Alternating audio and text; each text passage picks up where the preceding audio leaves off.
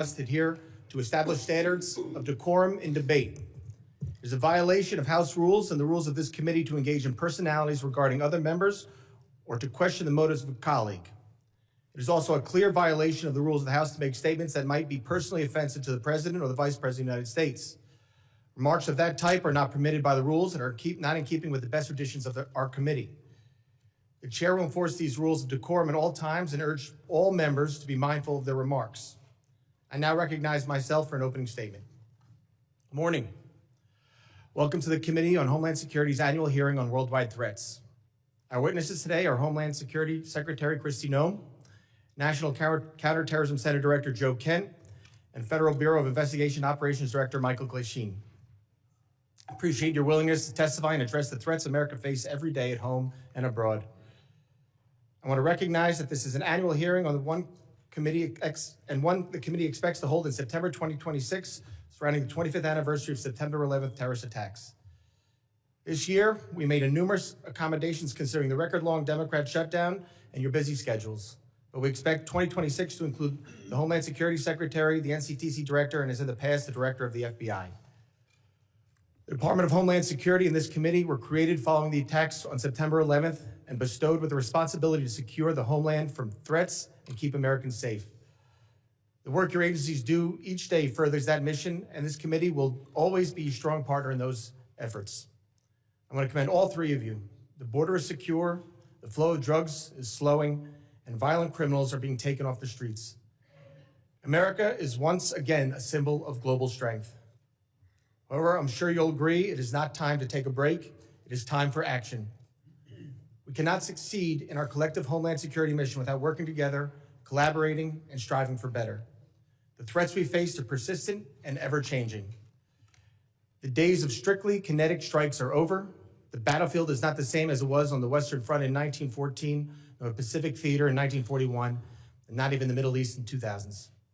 In 2025, we fight our adversaries in cyberspace, we counter radicalization on the internet and in chat rooms, we resist communist China propaganda, we prepare for newfound biological threats, and we combat the flow of transnational criminals across our borders. This is why this hearing is so important. Congress must hear from the executive. Oversight is not unfair, and asking questions is not unwarranted. We must ensure the people's representatives are informed. In less than 1 year, the Trump administration has delivered historic results in securing our borders and dismantling transnational criminal networks. The commitment to restoring and maintaining a state of law and order has resulted in illegal border crossings falling to their lowest level in decades. Compared to last year, nationwide border encounters have plummeted nearly 80%. This is a testament to the administration's enforcement of law and deterrence of further and uncontrolled illegal immigration. More and more, both nation-state and rogue actors are turning to cyberspace to conduct nefarious operations against the United States and its interests. Just a few weeks ago, we saw the first mainly autonomous artificial intelligence conducted cyber attack. The AI threat is no longer something out of faraway science fiction movie. Technology improves every day, and so does our adversaries' understanding of how to use it. We must be prepared. We must work together with our state and local partners, as well as the private sector, to share information to better identify and mitigate attacks. We must remain vigilant in the face of threats posed by Russia, China, and Iran. And we must harden critical infrastructure. The United States is entering an unprecedented period of hosting major international events, including 2026 FIFA World Cup, the 2028 Olympic and Paralympic Games in Los Angeles, and nationwide celebrations marking the nation's 250th anniversary.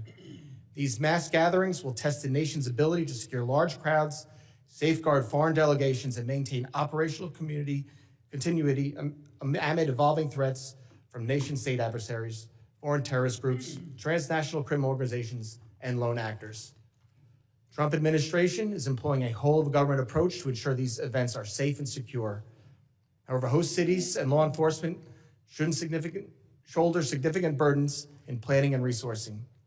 Persistent challenges include coordination shortfalls, intelligence sharing gaps, and jurisdictional limitations, particularly at ancillary venues such as athlete housing, training facilities, hotels, and fan zones. All of this is on the backdrop of the upcoming 25th anniversary of the horrific terrorist attacks of September 11th that took the lives of thousands across New York, DC, and Pennsylvania. It is why I sought this chairmanship and what guides me every day in this work. We all share the same goal: keep Americans safe, regardless of the threat. I look forward to the witness's testimony today, and I hope we can work together to ensure we achieve this common goal. I now recognize the ranking member, the gentleman from Mississippi, Mr. Thompson, for his opening statement. Thank you very much, Mr. Chairman. And before I start, let me welcome Mr. Van Epps to the committee. Mr. Chairman, thank you for getting the Secretary of Homeland Security and National Counterterrorism Center Director here today. Your predecessor couldn't seem to get that done, and I appreciate your commitment to holding this hearing. Each day, we've had more examples of Republicans abdicating their constitutional oversight responsibilities. Fortunately, unlike other chairs in this body, it appears that if you are serious about this committee work being done, and I compliment you for that. As I look at the witnesses table, though, I can't help but notice that FBI Director Kash Patel isn't here with Secretary Noem and Director Kent. I'd also say that we have just been provided Secretary Noem's testimony. I've been on the committee since its inception, and I've never had the rules violated where we couldn't get testimony so members of the committee could look at it until today. Today's hearing is supposed to be one of the most important exercises of this committee's oversight jurisdiction. Each year, we hear from the Secretary of Homeland Security, the Director of National Counterterrorism Center, and the Director of the Federal Bureau of Investigation, who is nowhere to be seen today. Maybe Director Patel is too busy spending taxpayers' dollars flying to his girlfriend's concert on the FBI's jet to answer questions from Congress. Maybe the FBI director isn't here because he's afraid of scrutiny from Democrats who want to know what the FBI is doing to keep America safe. Or maybe Director Patel knows that the Trump administration itself is a threat to Homeland Security and want to hide from public accountability. On the other hand, Director Kent is here, which is good because we have questions for him about NCTC's work, as well as his comments about the January 6th insurrectionists he called, and I quote, political prisoners, unquote, who deserve to be pardoned. Some of the people he defended, however, are back in jail for crimes like plotting to murder FBI agents and possession of child pornography. It's scary that these unserious people are in charge of keeping America safe from terrorism. But what's even scarier is that they work for an unserious and unhinged president who spends most of the days designing monuments to himself and finding new ways to hide the Epstein files. All of this puts America and its lives, people who live here, at risk every day. Now, Secretary Noem, everyone knows you love the spotlight. We've seen your commercials, but what you haven't provided to the committee, despite our many requests, are the questionable contracts that you've awarded to your friends to film you on the 2028 campaign trail. Unfortunately, this is nothing new.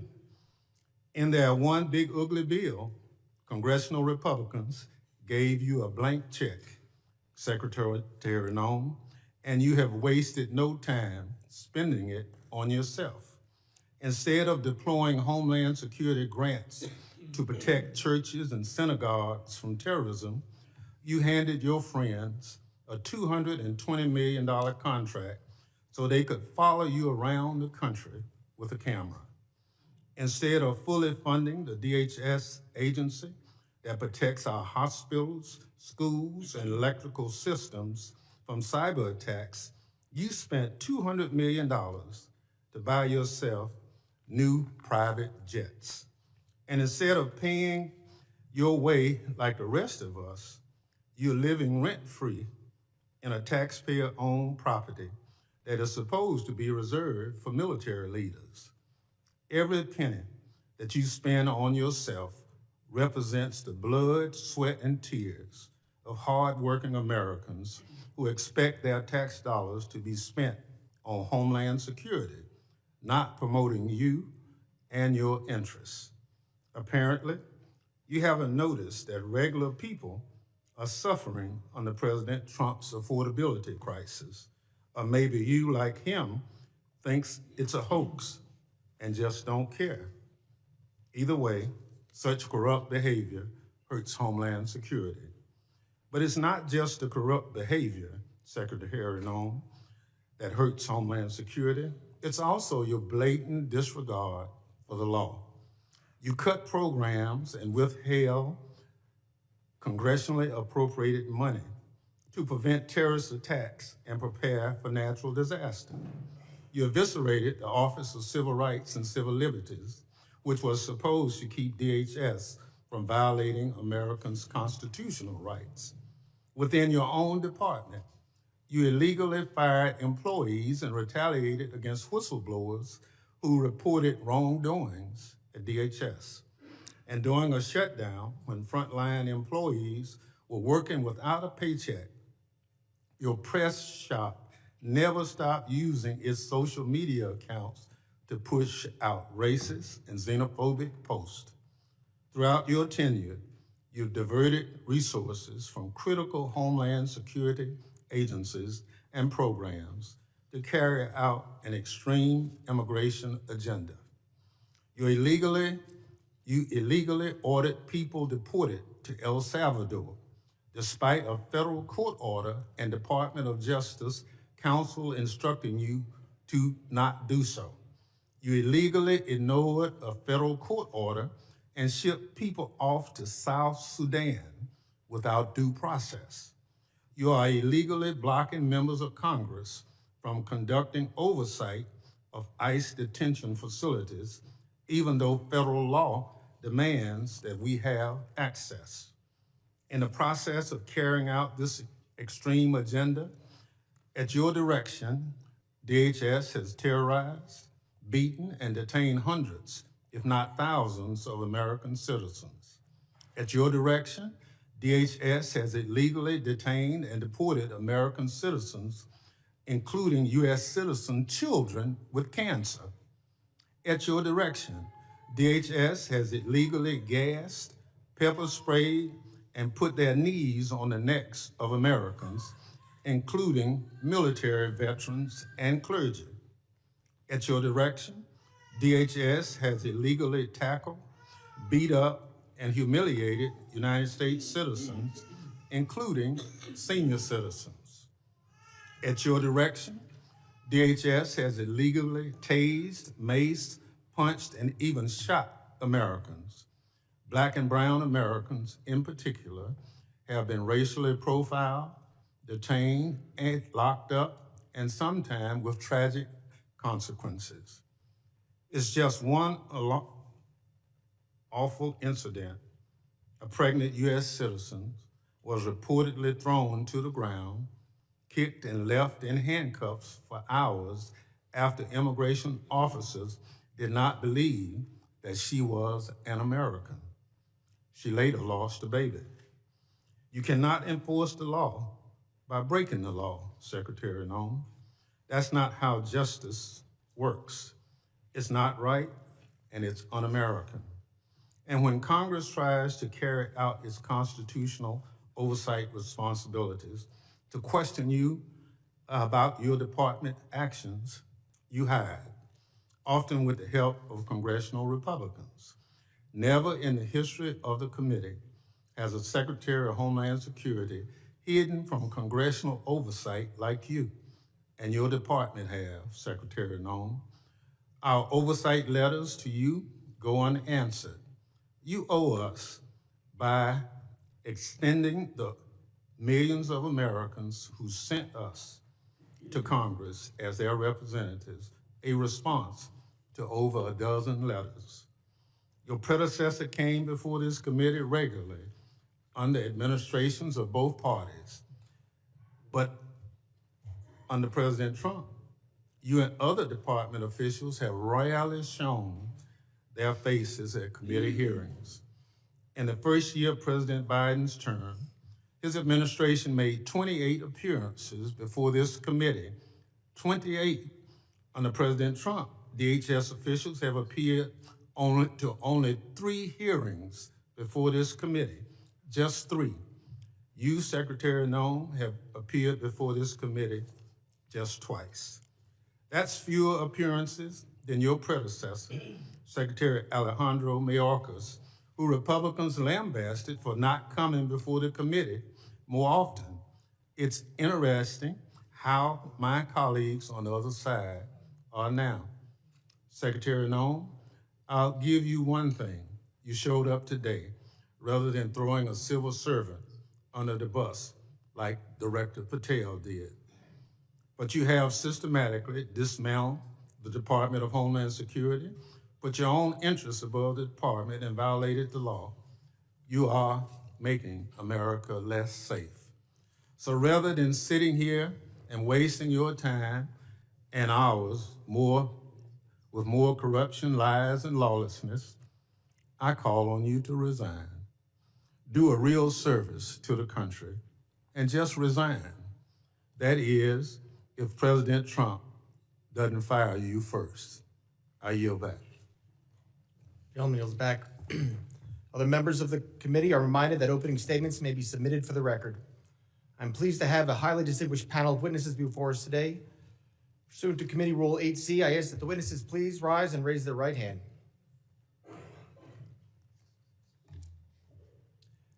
Do you solemnly swear that testimony you will give before the Committee on Homeland Security of the United States House of Representatives will be the truth, the whole truth, and nothing but the truth, so help you God? Thank you. Please be seated. Let the record reflect that the witnesses have all answered in the affirmative. I would like to now formally introduce our witnesses. First is Ms. Kristi Noem. She is the Secretary of the Department of Homeland Security. Secretary Noem previously served as Governor of South Dakota and was a member of this distinguished House. Second is Mr. Joe Kent. He currently serves as the Director of National Counters Center with Office of Director of National Intelligence. Mr. Kent served in the U.S. Army, completing 11 combat tours and a stint with the Central Intelligence Agency. Third is Mr. Michael Glasheen. He is Operations Director for the National Security Branch of the Federal Bureau of Investigation. Mr. Glasheen has served in national security for more than 2 decades, including as Director of FBI's Terrorist Screening Center and Assistant Director to the National Security Branch. Prior to joining the Bureau, Mr. Glasheen served in the U.S. Marine Corps. I thank all the witnesses for being here today. I now recognize Secretary Noem for 5 minutes to summarize her opening statement. Thank you, Mr. Chairman, and thank you, Ranking Member, for holding this hearing today and inviting me to be a part of it. I'm looking forward to discussing the worldwide threats that this country faces and the work that President Trump and his administration does each and every day to make America safe again. I'm very privileged and honored today to have my family with me. I'd like to introduce them to you. Disruptions of congressional business is a violation of law, is a criminal offense under federal law. Audience members are advised to take their seats and maintain order. The chairman may now ask Capitol Police to remove and arrest the persons creating the disturbance.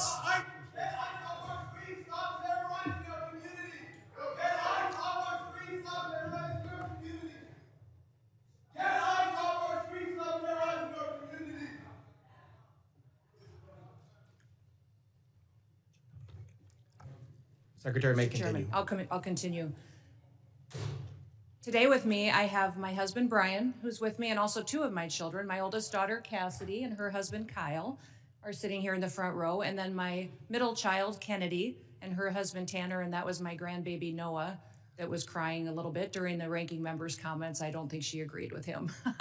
I don't have my son with me or 3 of my grandchildren, but I'm very blessed that I have a wonderful family who is here and loves this country and is grateful for the work that we get to do as a family each and every day. We also have the blessing of having some angel families with us as well.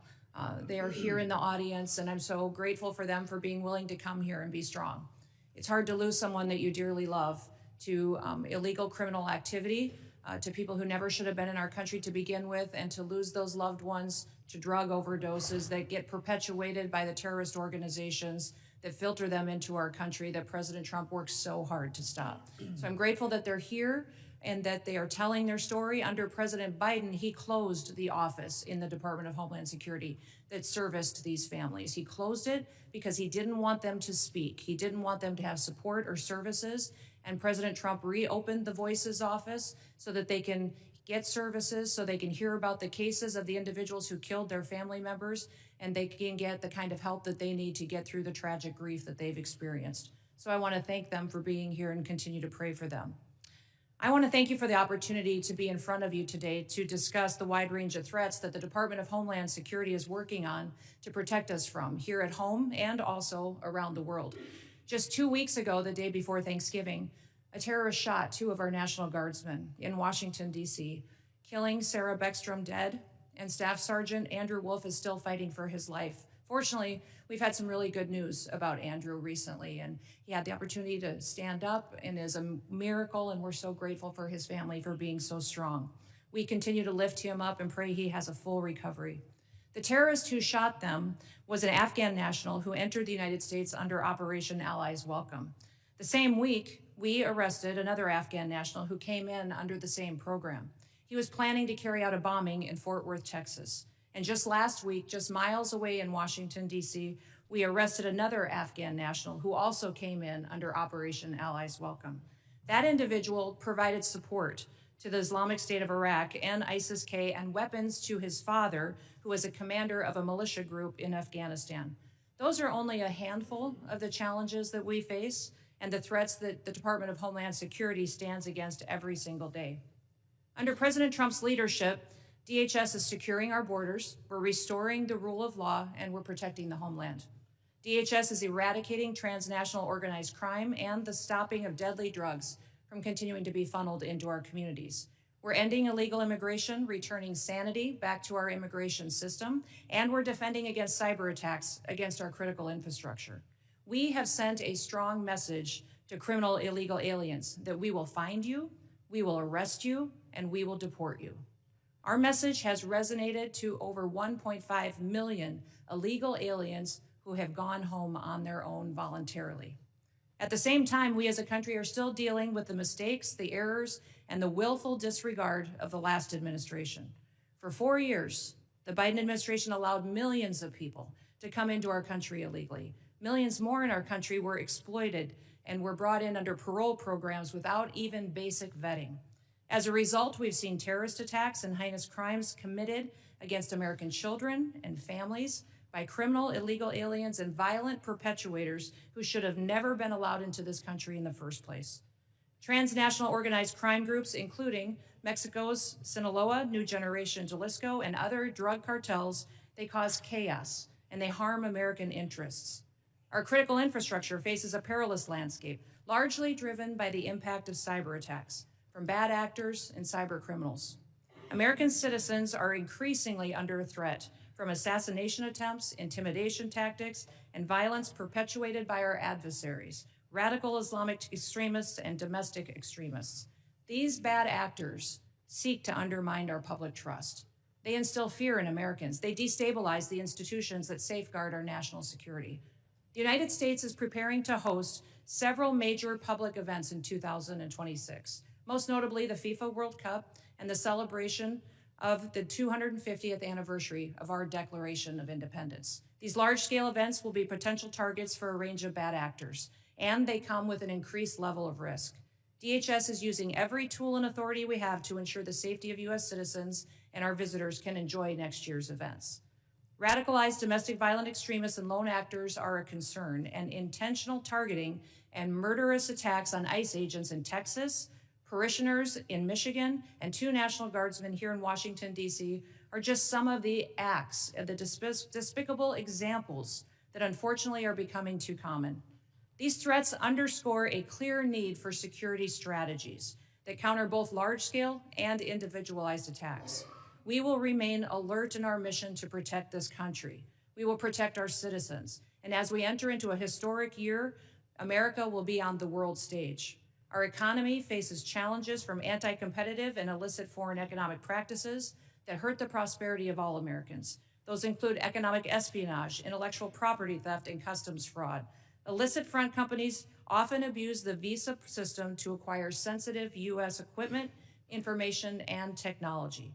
Economic security is national security because a country that cannot feed itself, can't fuel itself, and cannot provide for itself cannot possibly defend itself. Under President Trump's leadership, we will continue to protect American interests and bolster American economic power and technological innovation to further growth and prosperity. The American people depend on the Department of Homeland Security to remain vigilant, agile, and responsive. We will never yield, we will never waver, and we will never back down. Thank you for the privilege to be with you today, Mr. Chairman, and I look forward to your continued support of the work that we do. I yield back. Thank you, Secretary Noem. I now recognize Director Kemp for 5 minutes to summarize his opening statement. Thank you very much, Mr. Chairman, ranking members, and all the members of the House. I appreciate the opportunity to appear before you and discuss the threats posed to our nation. Despite the progress that we've made so far in the Trump administration, the threat posed by terrorists of all brands remains very high right now. We've made significant progress under President Trump's leadership. We have the jihadis of ISIS and Al-Qaeda on the run in Iraq and Syria, thanks to the decisive action and the strikes that we've taken there recently since President Trump took office in January. However, we have a persistent threat from the individuals that were allowed into this country by the previous administration. The number one threat that we have right now, in my view, is the fact that we don't know who came into our country in the last 4 years of Biden's open borders. What we have identified is alarming, and I want to share that with you today. We just recently put out a warning of the heightened risk of terrorist attacks posed to the homeland by terrorists pretty much of all stripes, but in particular from ISIS and from Al-Qaeda. NCTC has been crunching the numbers and going through the sheer volume of known and suspected terrorists that are in the country that came in under the Biden administration. So far, NCTC has identified around 18,000 known and suspected terrorists that the Biden administration let come into our country. These are individuals who under normal circumstances would never be allowed to enter our country because of their ties to jihadi groups like ISIS and Al-Qaeda. Yet the Biden administration not only let them into the country, and in many cases facilitated their entry into the country, just like the entry of the Afghan terrorists who committed the terrorist attack here just before Thanksgiving, killing one of our National Guard members and wounding another. That Afghan was brought into the country as a group of over 100,000 Afghans who were brought here during the disastrous withdrawal from Afghanistan. These individuals, despite what has been reported, were not vetted properly to come into the United States. The individual terrorist who committed the attack in DC, he was vetted to serve as a soldier in Afghanistan. The Biden administration essentially used his tactical level vetting as a ruse to bring him here and to bring him into our communities. And we've seen the tragic results of that. Now, that Afghan, that attacker, that terrorist is just one of 88,000. We've identified 2,000 of that group of 88,000 who have ties to terrorist organizations. We're working right now hand in hand with DHS and with the FBI to run down this 2,000, the Afghans who came here under Allies Welcome who have ties to terrorist organizations, and additionally the other 16,000 individuals with ties to terrorist organizations that Biden let into our country.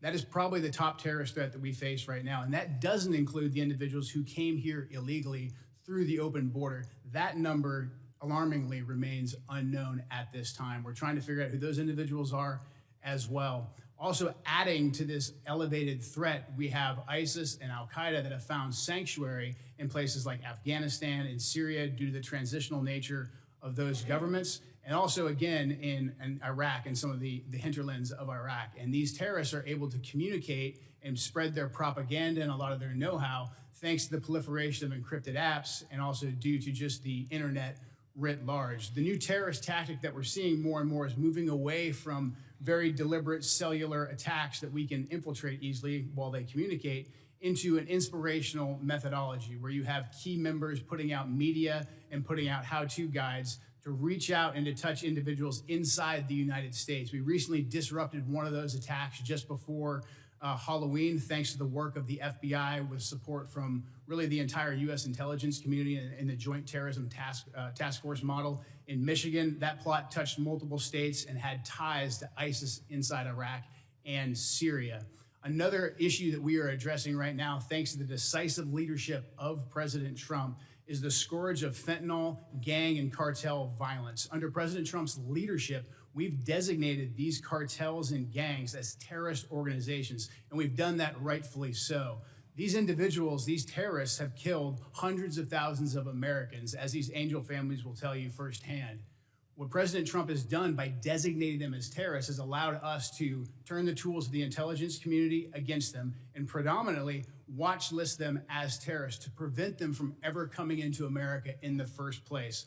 To date, we've added about 35,000 of these narco-terrorists to our terrorist watch list, and we've stopped just around 6,000 of these terrorists from ever entering our country, from setting foot inside of America, so they can no longer kill Americans with impunity. These are just some of the issues that we're covering 24/7, 365 at the National Counterterrorism Center, and I look forward to discussing more with you all today. Thank you. Thank you, Director Kent. And now recognize Director Glasheen for 5 minutes to summarize his opening statement. Good morning, Chairman Garbarino, Ranking Member Thompson, and members of the committee. I'm Operations Director Michael Glasheen. I oversee the FBI's National Security Divisions. I am honored to be here with you, representing the people of the United States, the FBI, who tackle the complex and grave threats we face with perseverance, professionalism, and integrity. Our nation faces serious and evolving threats ranging from international terrorists to hostile foreign intelligence operatives, from sophisticated cyber attacks to internet-facilitated sexual exploitation of children, from violent gangs and criminal organizations to public corruption and corporate fraud. Keeping pace with these threats is a significant challenge. Our adversaries take advantage of the internet, social media, and emerging technologies like artificial intelligence to influence the American people, facilitate illegal activities, and recruit followers. Even as 2026 marks the 25th anniversary of the 9/11 attacks, terrorism remains a persistent but evolving threat. Over the past several years, the FBI has identified a particularly concerning uptick in the radicalization of young people. Radicalization of domestic terrorists most often occurs online. Social media and encryption have increased the speed and accessibility of the violent extremist content. International terrorists continue to pose one of the greatest, most immediate threats to the homeland. Some international terrorists and people located and radicalized to violence primarily inside the United States who are not receiving individualized direction from foreign terrorist organizations or FTOs, but are inspired to commit violence by FTOs such as ISIS and Al-Qaeda. Iran continues to plot attacks against former government officials in retaliation for the January 2020 death of Islamic Revolutionary Guard Corps, or IRGC, Commander Qasem Soleimani. Iran also continues to provide support to its proxies and terrorist organizations throughout the world, such as Lebanese Hezbollah. China, Russia, Iran, North Korea, and criminal ransomware continue to be the top cyber threats facing the United States. And there's no clear line where cyber criminal activity ends and nation-state activity begins. Critical infrastructure remains a highly attractive target for cyber criminals and nation-state actors due to the potential to cause widespread disruption, financial damage, and risk to our national security. The United States faces foreign intelligence threats as nations such as the People's Republic of China, Russia, and Iran become more aggressive and capable than ever.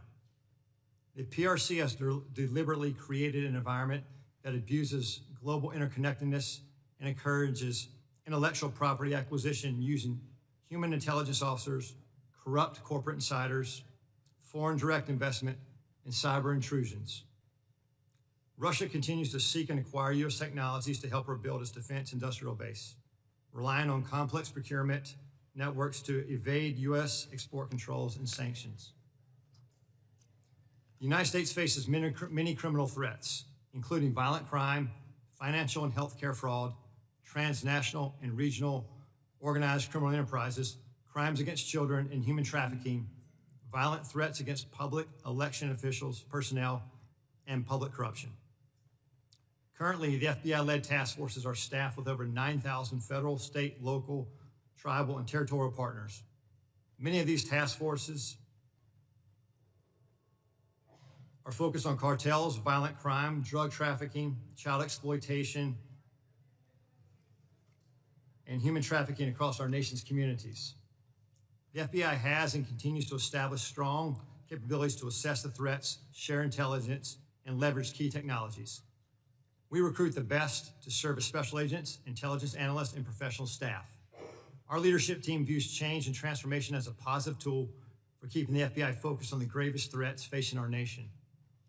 Over the past few months, we started the process to relocate hundreds of positions from the National Capital Region out to field offices across the country.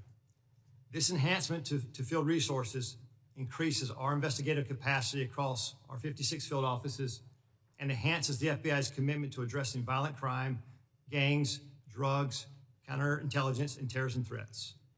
Our fellow citizens look to us to protect the homeland from these threats. And every day, the men and women of the FBI continue to meet and exceed these expectations. I'm proud to represent them in testimony today, and I welcome your questions. Thank you, Director Goshin. My understanding is a witness may have to leave early today. While I want to be clear, the committee did not agree to a hard stop. All witnesses are here voluntarily and are free to go. If a witness does leave, the hearing will continue with the remaining witnesses. Members will be recognized by order of seniority for their 5 minutes of question. We want to get through as many members as possible. So even though I have been lenient before with the 5 minutes, I'm directing members and witnesses that we're going to strictly enforce the 5-minute rule today. I now recognize myself for 5 minutes of questions. Secretary Noem, I appreciate you being here today, and you've been on the job less than a year, and this is the second time appearing before the committee, which I think is the norm, and I do really appreciate you being here. And I know you have a very important job to do. You oversee a lot of different sub-agencies, so I know you can't always be here in person. And with that, as a committee, we still want to work with the administration and conduct our oversight. So I'm asking you if you can commit to making sure that in the future, if we want to have a hearing, you'll be able to supply maybe a deputy secretary or somebody to come specifically talk about that. Yes, Issues we want to talk about. Yes, Mr. Chairman. I really appreciate that communication, and I think collaboration between the administration and Congress is key. Secretary Noem, I also wanted to ask you, in September, the department under FEMA proposed new allocations for counterterrorism grant funding, which cut dollars to New York by 80% because of a new formula. Considering New York is consistently a top terror target, this was surprising. We're grateful President Trump restored this grant funding, and pursuant to the present direction, has the department increased the allocation to New York?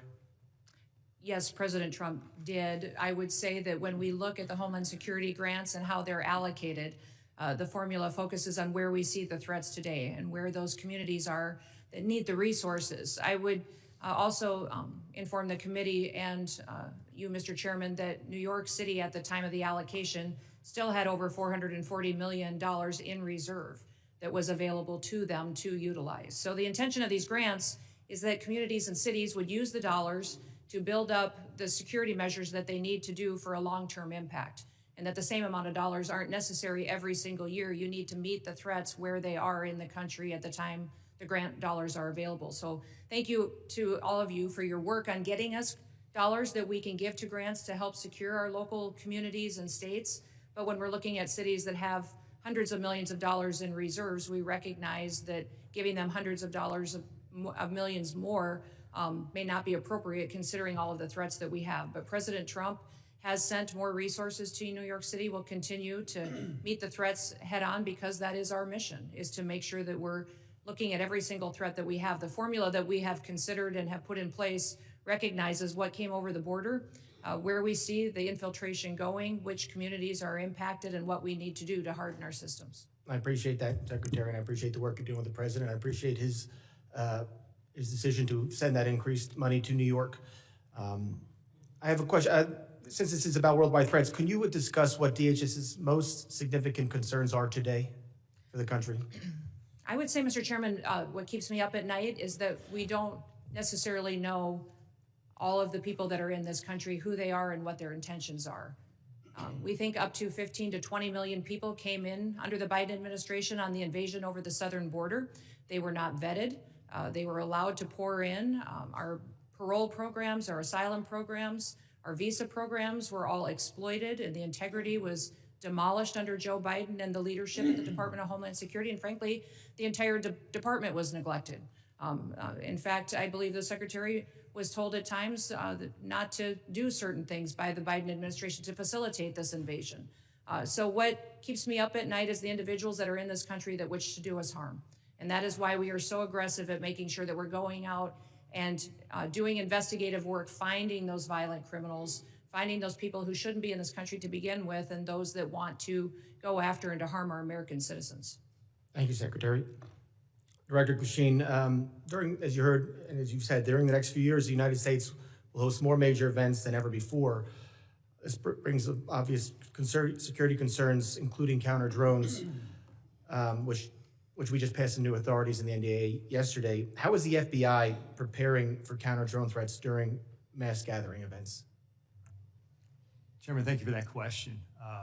Counter UAS, the passage of the legislation yesterday is a game changer for us.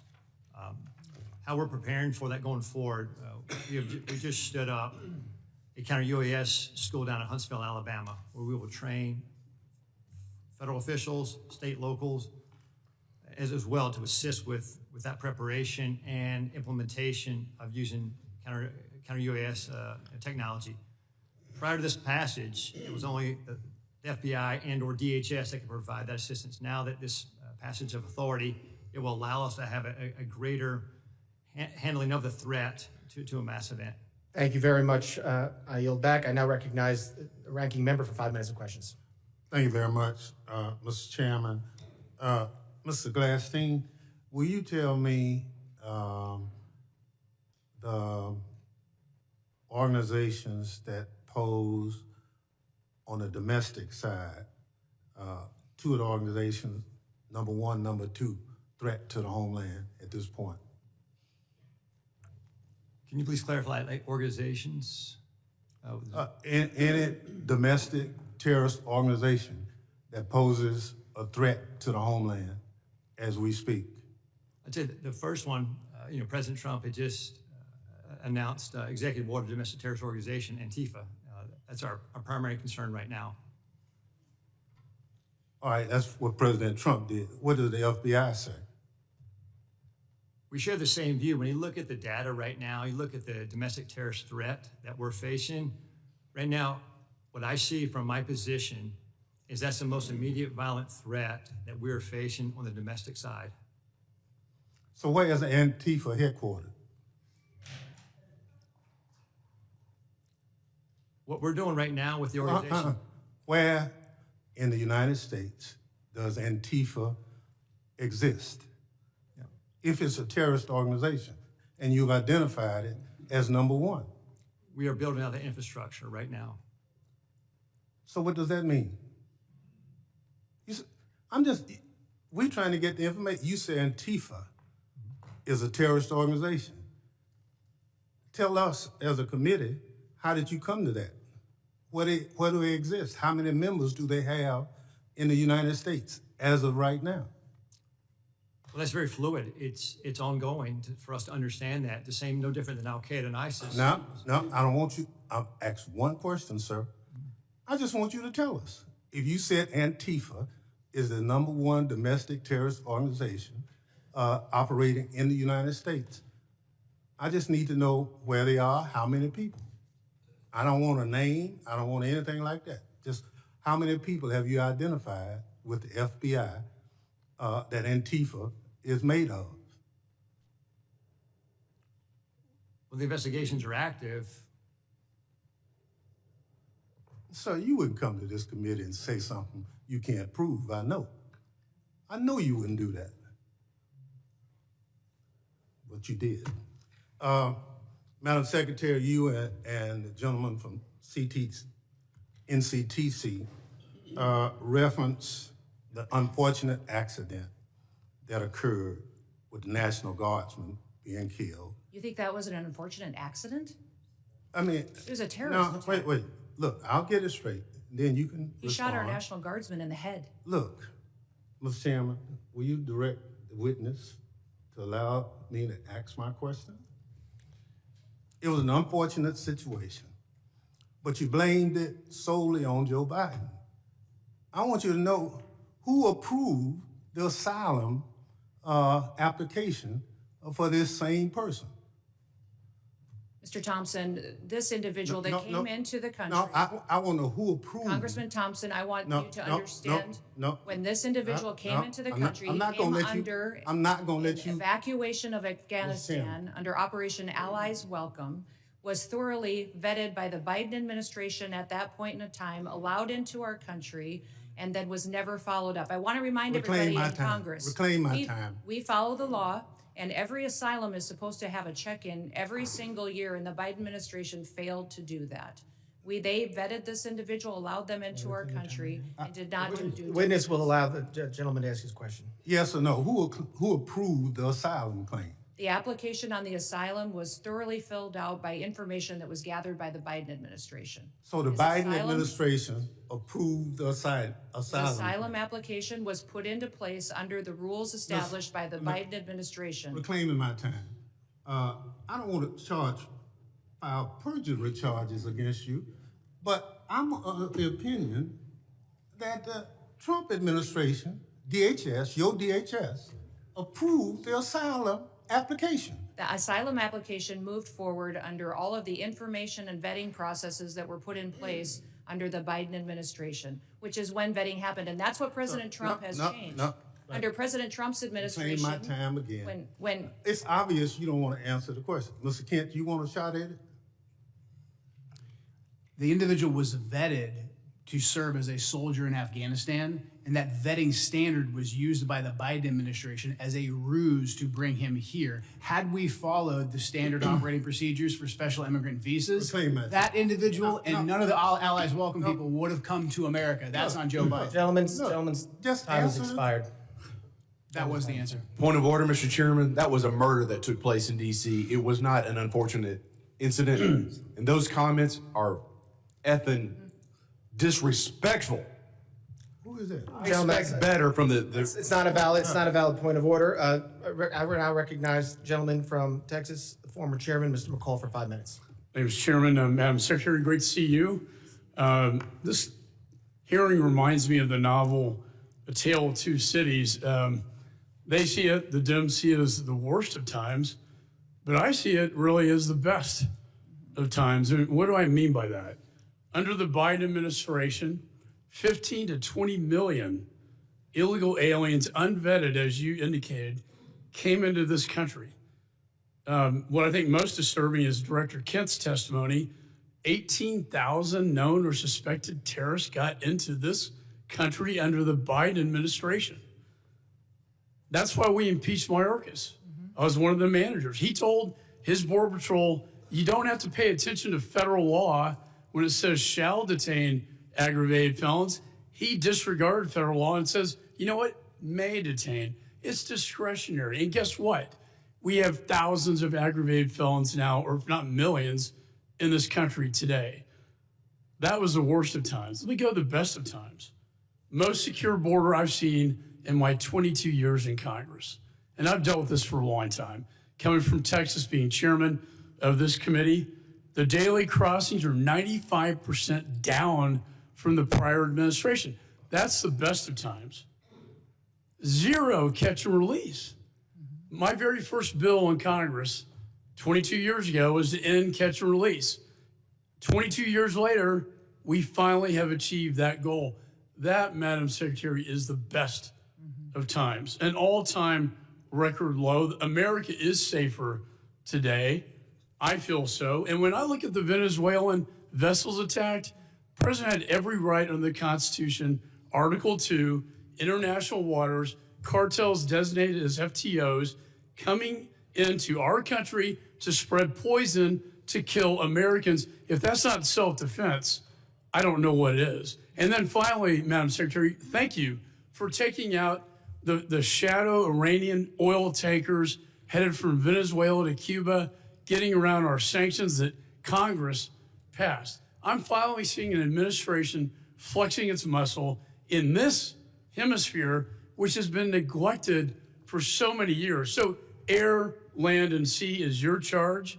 It's the military's charge as well. I see the land secure. I see the maritime borders getting more secure, and I applaud you for that. On the air secure piece, I chair the Special Events Task Force. That's FIFA, the Olympics, the 250th anniversary. Drones are the biggest threat as I see it. I see it in Ukraine in its conflict with Russia, and I see it across our border, and I see it at these events. If you could update me, and with the new NDA authorization to allow federal, state, and locals to work together to identify hostile adversary drones and take them down, can you tell me how that will impact your ability, Madam Secretary, to better secure these special events? Yes, thank you, Congressman McCall, and thank you for your leadership. I understand you're retiring, and I'm sad about that. You've been a statesman. Thank you for serving with such dignity. Thank you. The counter-drone and drone technology that is out there today, frankly, our authorities haven't kept up with. And so thank you for that legislation. Thank you for giving us the opportunity to truly defend the homeland. Here at the Department of Homeland Security, we are going to be investing upwards to $1.5 billion into drone technology and counter-drone technology and mitigation measures that we can deploy not just across different NSC events or large-scale events that we're responsible for the security on, but also that we can use to partner with cities and states for celebrations and different things that they may hold as well. So we have the responsibility at the Department of Homeland Security for FIFA and the 11 cities that will be hosting the matches here in the United States, also the Olympics, the America 250 celebrations, also other national security events that happen, such as Mardi Gras and other events that are going on throughout the country. So this program that we will have will not only work within the events that the department is responsible for, but we will be able to sign agreements with states and cities to provide measures that they don't currently have. And we're working with the FAA as well to get what we need to be able to operate. And we don't want just to detect, we don't want to just monitor, we need to mitigate. We need to take these drones down. We need If to I could add, my time's going to expire. There is so much technology out there today, counter drone technology, that I've been working to get into Ukraine to protect them from Russian drones that we can deploy at these events. I'd love to visit with you on that at a later date. And thank you for your service. Yeah, thank you. Gentleman's time's expired. I now recognize the gentleman from California, Mr. Correa, for 5 minutes of questions. Thank you, Mr. Chairman. And I agree with my colleague from Texas. It is a tale of two cities. Secretary Noem, Trump administration, you're going after the worst of the worst criminals, and we agree with you. The problem is 70% of the people you've arrested have no criminal record. You're going after non-criminal immigrants, U.S. citizens, and permanent legal residents. Donna Hughes Brown, Irish citizen, green card holder, 48 years in the United States. She also happens to be the mother of a U.S. Marine, sister to a retired Army colonel. She's in ICE detention since July. She tried to come back from Ireland, arrested, has been there since then. Her crime?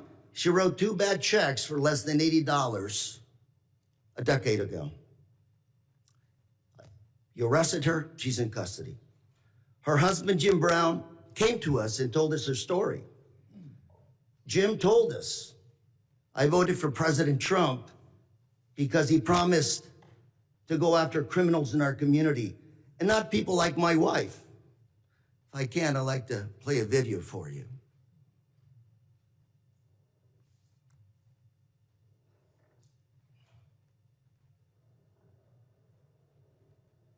Danny, you also voted for President Trump. Yes, sir. Why did you vote for him? Because I was an idiot. 80% of the evangelical Christian people were lied to. if you really want to know the truth, and that's exactly what happened. They said criminal, you know, and I believe criminals need to be off the street. I just want to make sure people watching this understand who you are. My wife and I, when we don't work, we're ministers. We help the needy. That's what we do. And that's who they're arresting. Now we've got Mr. Jim Brown before you. He's standing up. Hopefully you can talk to him a little bit. These people, Donna Hughes Brown, are not the individuals that should be deported. Another case, Narciso Barranco was beaten and arrested by masked agents while working as a landscaper. He's an undocumented immigrant, 30 years in this country, not a traffic ticket. Mr. Barranco is also the father of 3 U.S. Marines. 3 Marines. You want to make a movie of people like this. A man who comes to this country, instills patriotism in his kids. They swear an oath to serve and possibly give up their life for this country. We'll play a video on this as well, please.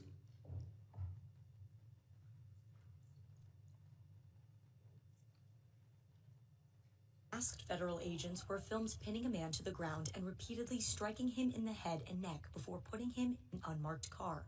The man in the video has been identified as Narciso Barranco and is the father of 2 active duty Marines and 1 Marine veteran. The Department of Homeland Security said an illegal alien was arrested by Border Patrol agents after he, quote, assaulted federal law enforcement, adding that Barranco, quote, swung a weed whacker directly at an agent's face. Video shared by DHS and reviewed by CNN shows Barranco running with a weed whacker, but does not show him striking officers. I also have with us today Alex Barranco behind you, a retired Marine. That's his father. And Alex, on behalf of myself, members here, I want to thank you for your service to our country, and we also thank your brothers for serving our great country. Thank you very much. Got another case. George Rete, 25-year-old, native of California, my home state. He's a U.S. citizen, Army veteran who served in Iraq. Well, on his way to work, he came to an immigration checkpoint, pulled over. I don't know where officers deployed tear gas on him, broke his car window, pepper sprayed him, and dragged him out of his car. An American citizen held for 72 hours without any charges, wasn't even given the opportunity to shower, to wash off that paper spray. Gentleman's time's expired. I now recognize the gentleman from Mississippi, Mr. Guest. Mr. Chairman, I have 2 articles I'd like to present for the record. Unanimous consent. Under President Trump, an agency intended to keep Americans safe has diverted resources from child abuse, trafficking, and terrorism to immigration enforcement. Second is this letter from my Orange County Sheriff, Don Barnes, essentially talking about all the individuals under Prop 50 referred to ICE, 2025 year to date, 50 of them. Without objection. ICE never showed up to pick them up. Without objection. Chairman? I will Chairman? entertain, Chairman? I will entertain UCs at the end of the hearing. I will entertain all UC motions at the end of the hearing. We have witnesses. I want to make sure everybody has time. So if we do this now, we do have a witness has to leave. You're just going to be taking time from other members, but I will entertain UC motions at the end of this hearing. I now recognize the gentleman from Mississippi, Mr. Guest, for 5 minutes. Thank you, Mr. Chairman. Madam Secretary, it's great to see you again. Thanks for appearing before us again. I want to echo some of the remarks of Mr. McCall. I want to first thank you. I want to thank the men and women who serve under your command for the incredible job that you have done over the last 12 months. We have seen that you are active in enforcing the rule of law. We have seen a border that is as secure in our lifetime as we have ever seen. You mentioned in your opening statement over the last 4 years, we saw somewhere between 15 to 20 million illegal immigrants enter the country.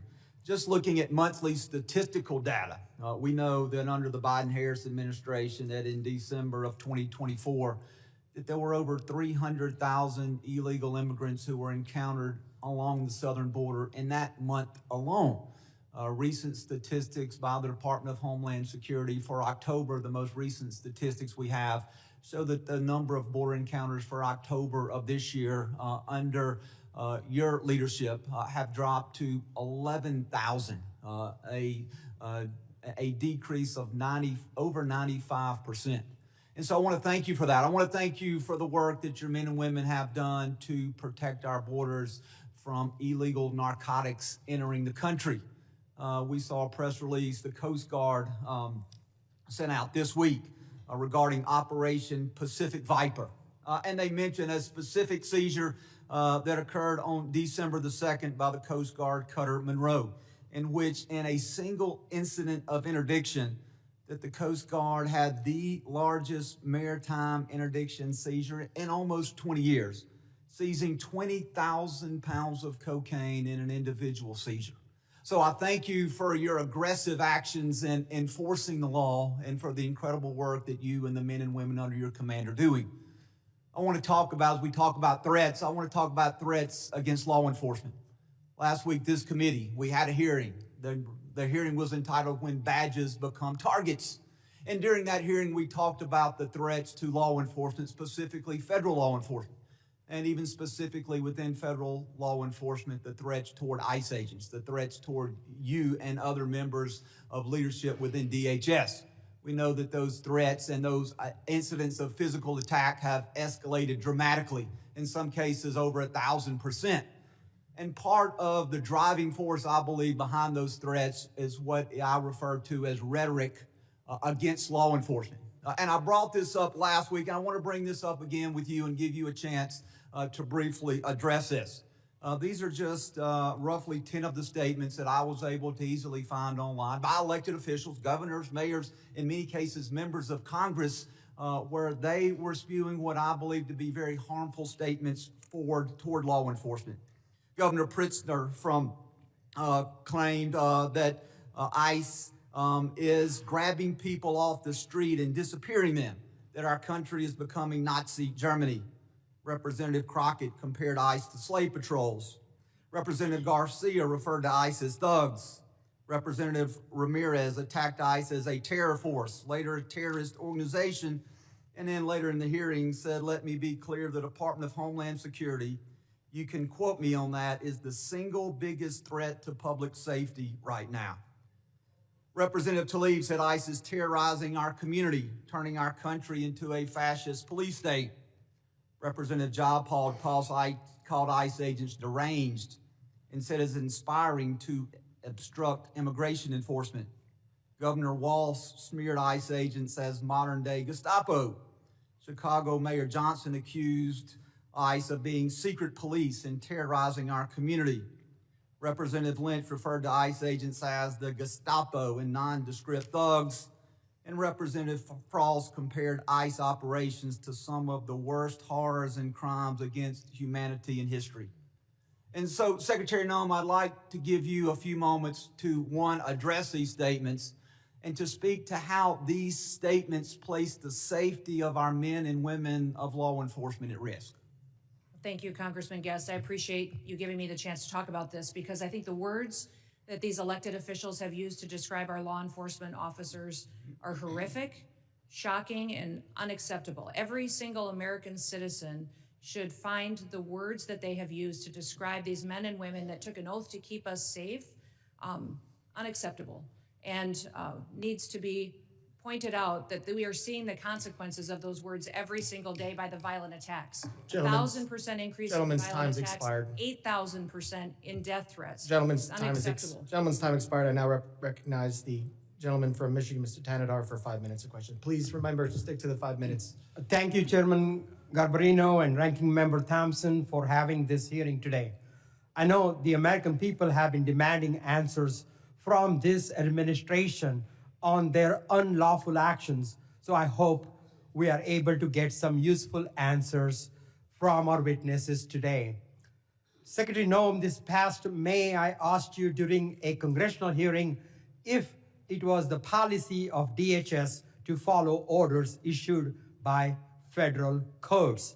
You said on the record, and I'm quoting here, "We are following all federal orders." End of my quote, end of your quote.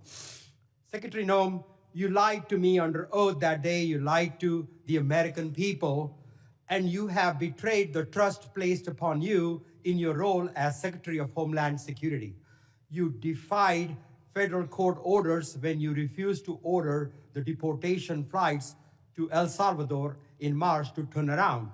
Federal courts have also found your department to have violated federal injunctions in your continue to send non-citizens on deportation flights, with some courts having called your orders unlawful. Secretary Noem, I just have 3 questions for you. 1, why did you lie under oath by saying DHS was following all federal court orders when they clearly were not?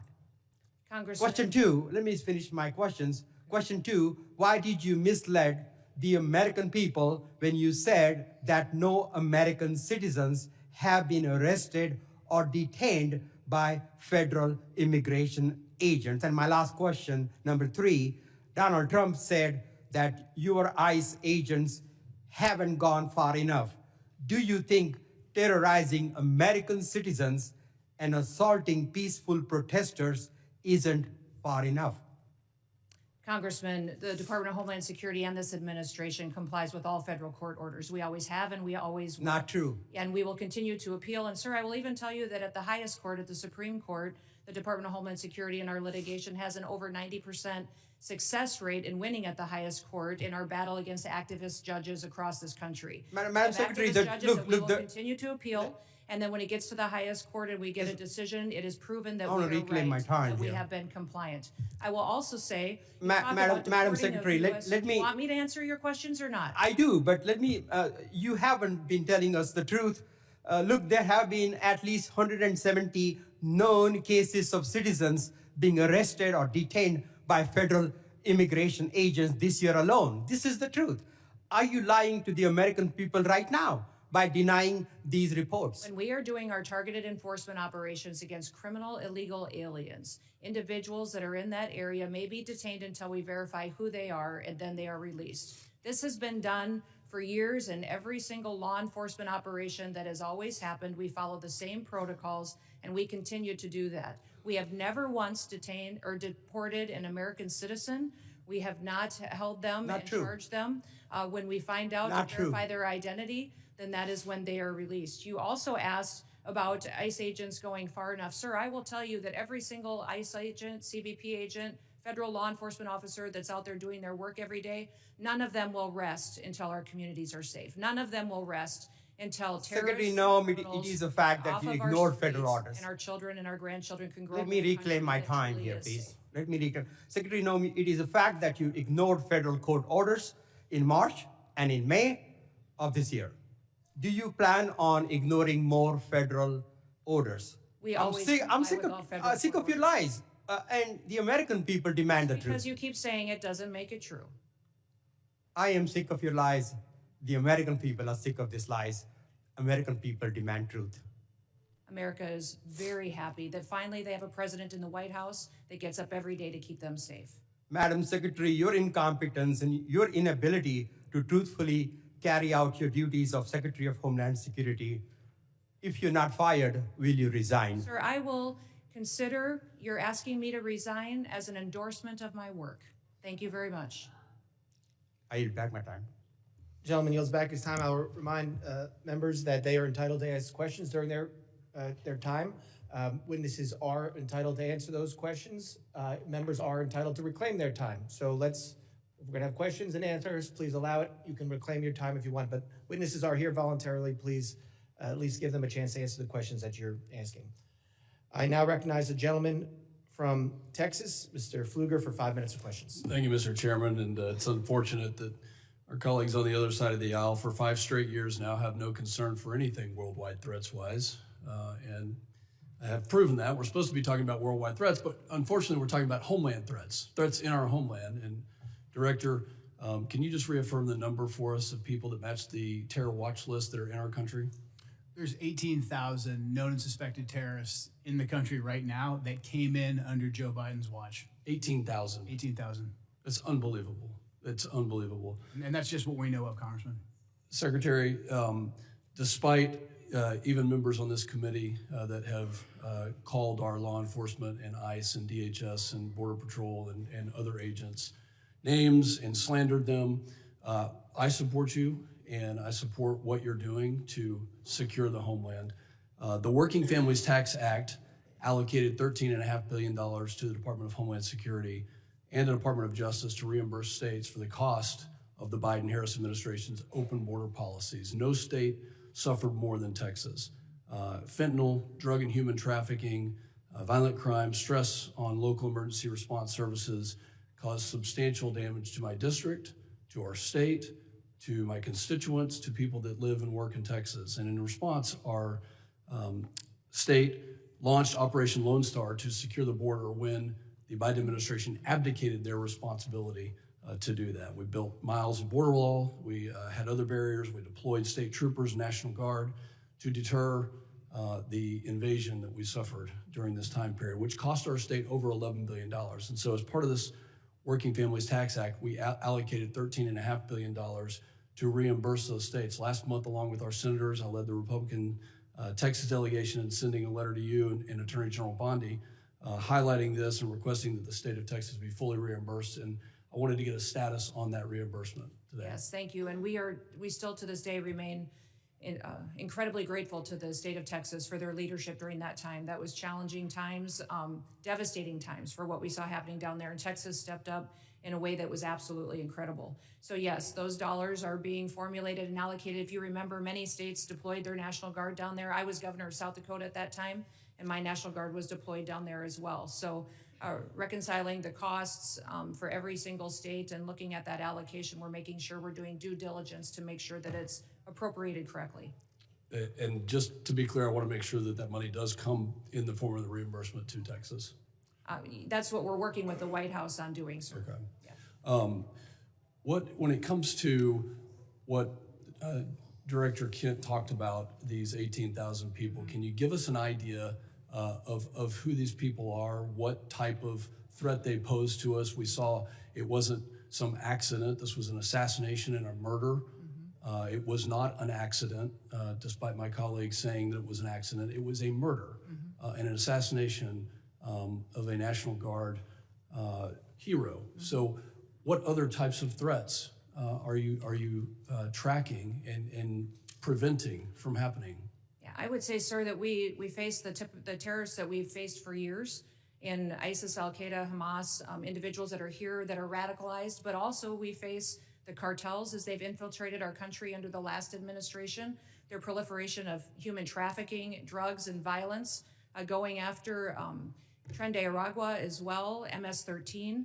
Those individuals are still a very real, clear danger every day on the streets, and we encounter them, arrest them, and deport them and bring them to justice each and every day. Beyond that, sir, you even have gangs in cities that are localized that are terrorist organizations. The Latin Kings in Chicago are absolutely terrorists to their communities, and we work every day to make sure that we're protecting those communities. So I could not prioritize one over another because they're all killers. They're all killers, and they all are destroying families each and every day. For both you and Director Kent, do terrorist organizations around the world, such as ISIS, Al-Qaeda, and others, still have an intent to attack America, to attack our homeland, to utilize every method? Absolutely. Our intelligence and our information that we deal with every single day is addressing those threats on our streets here in the United States. Director Kent, can you give us an idea of what those tactics, techniques, and procedures could be that we need to stay alert of? Honestly, the attacks of October 7th, the decentralized and just barbaric nature of that is the new terrorist playbook. They're not looking necessarily for a spectacular attack like we had on 9/11, but targets of opportunity like we tragically saw with the terrorist attack in Washington, D.C., these smaller cells or even individual operatives taking action. That's what has us very concerned, combined with just the sheer volume. My time has expired. Secretary, thank you for your commitment to reimburse Texas. I yield back. Gentleman's time's expired. I now recognize the gentleman from Rhode Island, Mr. Magaziner, for 5 minutes of questions. Madam Secretary, how many United States military veterans have you deported? Sir, we have not deported U.S. citizens or military veterans. I don't believe you served in the military. I haven't either, but I think you and I can agree that as Americans, we owe everything to those who have served our country in uniform, particularly those who have served in combat. Do you agree with that?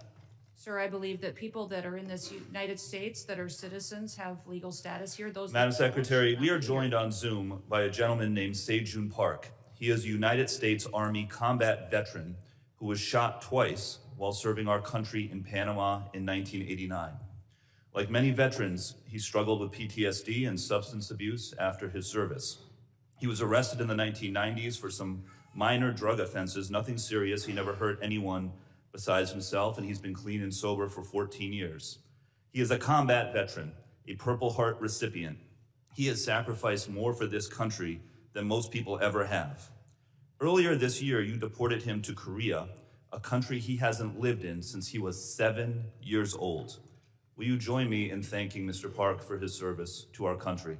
Sir, I'm grateful for every single person that has served our country and follows our laws. Can you please tell knows Mr. that our Park laws why are you important. deported him? Every one of them needs to be enforced. But you understand that many veterans struggle with PTSD, many veterans struggle with substance abuse challenges. This man took 2 bullets for our country. You have broad authority, by the way, as Secretary, to issue humanitarian parole, to do deferred action. Will you commit to at least looking at Mr. Park's case to see if you can help him find a pathway back to this country that he sacrificed so much for? I will absolutely look at his case, but I want you Thank to you. remember that Madam our Secretary, the programs man need to have behind integrity you, as please well. stand up, sir. His name is Jim Brown from Troy, Missouri. He is a Navy combat veteran who served our country in the Gulf War. He's married to a woman named Donna, who came to our country legally from Ireland when she was 11 years old. She has lived here for 48 years. Because of you, Jim's wife, Donna, has been in prison for the last 4 months. She did not come here illegally, and she has never committed any crime other than writing 2 bad checks totaling $80 10 years ago. She is currently in prison and facing deportation. Ms. Noem, will you thank Mr. Brown for his service to our country? Thank you, Mr. Brown, for your service to our country. Now, what possible explanation can there be for locking up his wife for 4 months when she has committed no crime other than writing a couple of bad checks for $80? Sir, it is not my prerogative, my latitude, or my job to pick and choose which laws in this country get enforced. You have and broad which ones discretion don't. as the Secretary. We need to follow You can issue the law parole, you and can do all enforce kinds of the things, laws. but you're choosing not to. Will you commit, again, to just reviewing Donna's case and reuniting this combat veteran with his beloved wife, who also loves this country? I will review the case. Now, Madam Secretary, you've already heard the story of Lance Corporal Alejandro Barranco, the United States Marine veteran who is behind you, who also has 2 brothers who are United States Marines. Will you thank Lance Corporal Barranco for his service? Thank you for your service. His father, Narcisco Barranco, is a landscaper in California who has lived peacefully in our country for 30 years and has no criminal record. Last spring, while he was mowing the lawn at an IHOP, ICE agents tackled him in the street and imprisoned him for weeks. A peaceful, hard-working man who raised 3 sons to be United States Marines. We need men of that character in this country. Again, as Secretary, you have broad discretion. Will you consider Lance Corporal Barranco's father for parole in place to stay in our country, owing to the fact that he has contributed to our country by raising 3 United States Marines? This is an opportunity to remind everybody that every person that's in this country illegally has an opportunity to voluntarily go home and come back the right way. He raised 3 United States and we will Marines. Facilitate that. He has been living here peacefully, doing his job for 30 years. You have discretion. You are choosing not to use it. Madam Secretary, you promised America that you would go after the worst of the worst. But these people are not the worst of the worst. A Purple Heart recipient, a military spouse, the father of 3 Marines. And it's not just veterans and military families. You are locking up and deporting children with cancer, mothers with babies in the NICU, United States citizens. There are many problems with your leadership, but the biggest problem is this. You don't seem to know how to tell the difference between the good guys and the bad guys. Go after the bad guys. Go after the terrorists. Do not go after veterans, Marines, children, Gentleman's United time's States expired. citizens. I yield back. Time's expired. I now recognize the gentlelady from Georgia, Ms. Green, for 5 minutes of questions. Thank you. The previously Democrat-controlled administration allowed over 13 million border crossers from over 170 countries and territories to break our laws, invade our country, rape our women and children, and murder our own people. They set all-time records for the highest number of illegal aliens ever encountered in a single day at 14,500, in a single month at 370,000, and in a single year at 3 million, not including the known gotaways. Thanks to Secretary Noem and the hard work of Tom Homan and all the brave men and women at DHS, our new Republican-controlled admin has produced the safest and most secure border our country has ever seen. Thank you very much for that. For the 7th consecutive month, U.S. Border Patrol released 0 illegal aliens into the United States. Daily average apprehensions at the southern border are 95% lower than the daily average under the last administration. 10 months under Trump has seen less apprehensions than 1 month under Biden. Since January 21 through the end of November, there have been 117,105 total enforcement encounters along the southwest border, which is nearly 40% less than the monthly average during the Biden administration. Meanwhile, there has been an 8,000 increase in death threats against ICE law enforcement. Secretary Noem, back in July, the department put out a press release titled "Worst of the Worst." Criminal proceedings begin in a case of transgender illegal alien accused of rape, child rape, not just rape, child rape of a 14-year-old boy in a sanctuary New York City bathroom. I wanted to highlight this case because it encapsulates so many different violent policies of Democrats. This is an increase in trans violence with their embrace of gender ideology, an egregious catch and release policy implemented under the last 4 years, and sanctuary cities that harbor criminal, illegal alien monsters that have raped and murdered many Americans. Can you discuss further what you're facing in these sanctuary cities and the illegal alien monsters that have been released into American communities under the Biden administration? Yeah, unfortunately, Congresswoman, we arrest individuals like that every day because they're so prevalent on our streets, because of what happened under the Biden administration. Every day we're able to go out and encounter and bring to justice individuals who are raping our children, murdering our mothers, our grandmothers, our families are devastated by them.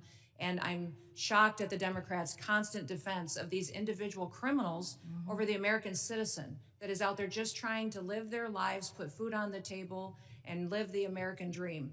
And what we do at the Department of Homeland Security by making sure that we're out enforcing the law every day is making sure that those families get a chance to do that. So I'm so grateful for them. The 8,000% increase in death threats is real.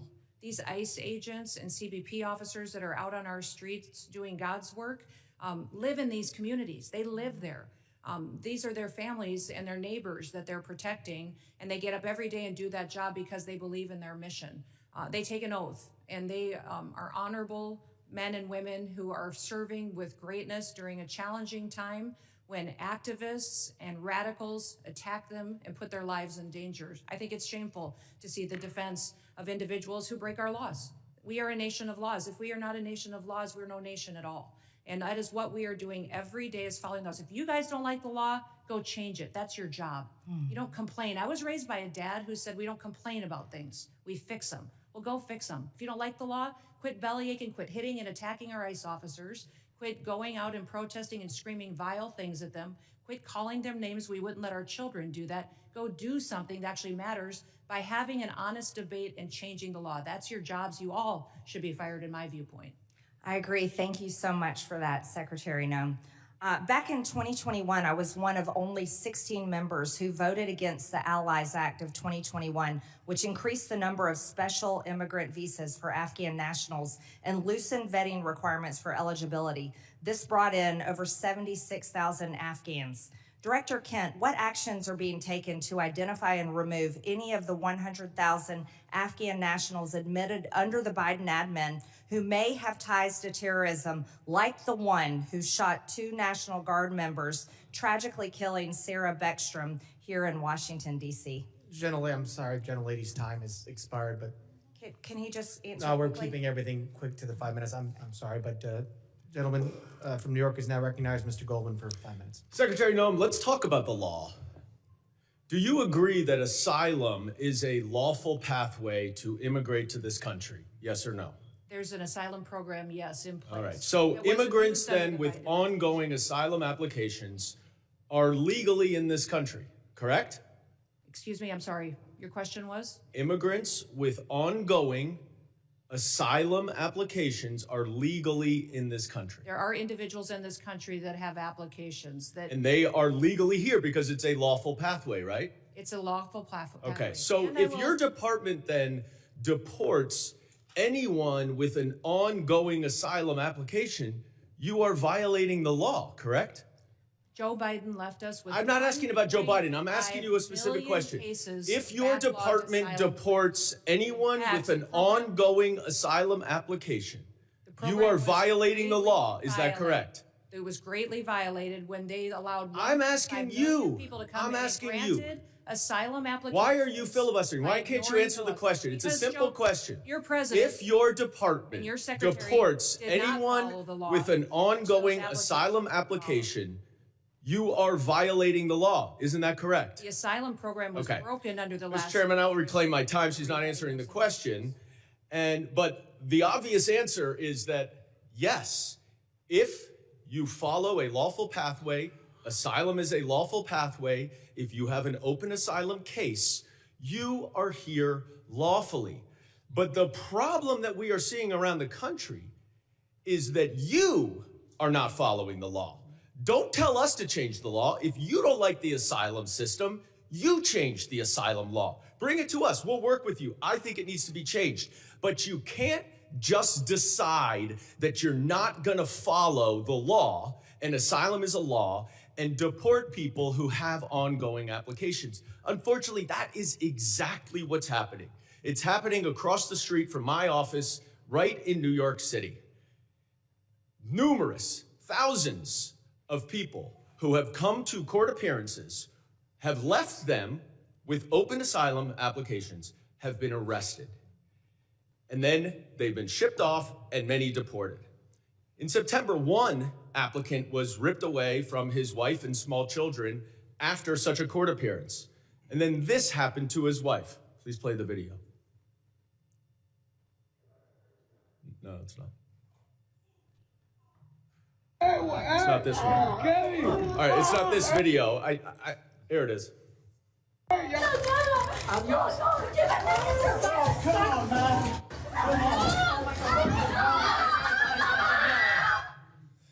Now, after this incident, your department issued a statement that said the officer's conduct in this video is unacceptable and beneath the men and women of ICE. Our ICE law enforcement are held to the highest professional standards, and this officer is being relieved of current duties as we conduct a full investigation. 3 days later, you reinstated that officer and you put him back on duty. I sent you a letter and asked you what investigation was done and why was he reinstated. You did not answer that letter. So I'm going to give you an opportunity right here to explain to me that if that officer's conduct was, quote, beneath the men and women of ICE, unquote, why did you reinstate him? Sir, that investigation was completed. I can give you that investigation and the information that you would like.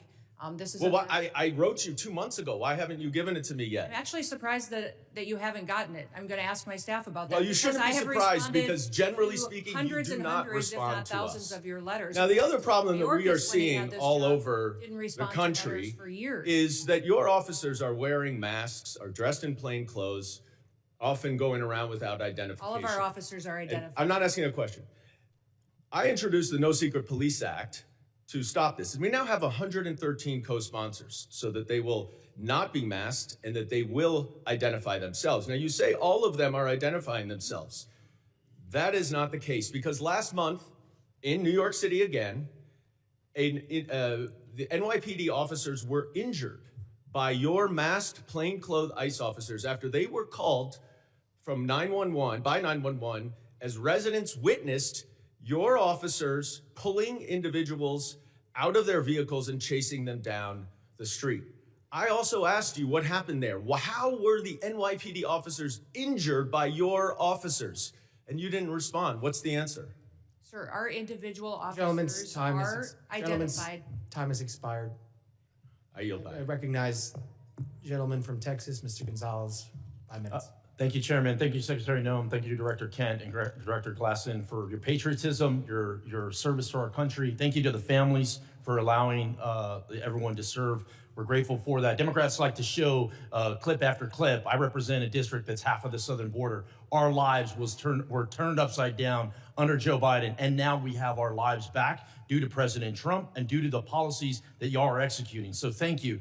I have one question, but I'm going to try to, if there's time. I think it'd be important for the American people to get an update on the role Coast Guard played in the Venezuela oil tanker seizure. But first, I'd like to once again, thank you for being here. And so I'd like to first thank you, CISA. Thank you for keeping our nation's critical infrastructure safe. You are our nation's cyber first responders. Thank you to the Coast Guard. During our Texas floods, you showed up, Coast Guard showed up, you saved lives. Thank you to the Coast Guard for all the work that they've done in Jayada South. They've been the tip of the spear in the Southcom AOR for a long time. Their work often goes unnoticed. Thank you, HSI, for leading these anti-gang task force. They work. They're going out there. You're apprehending murderers. You're apprehending sexual offenders. You're doing it in a local, state, federal way. They're working. Thank you for that. Thank you, ICE. Thank you for keeping us safe by deporting all these people. I really appreciate the innovative idea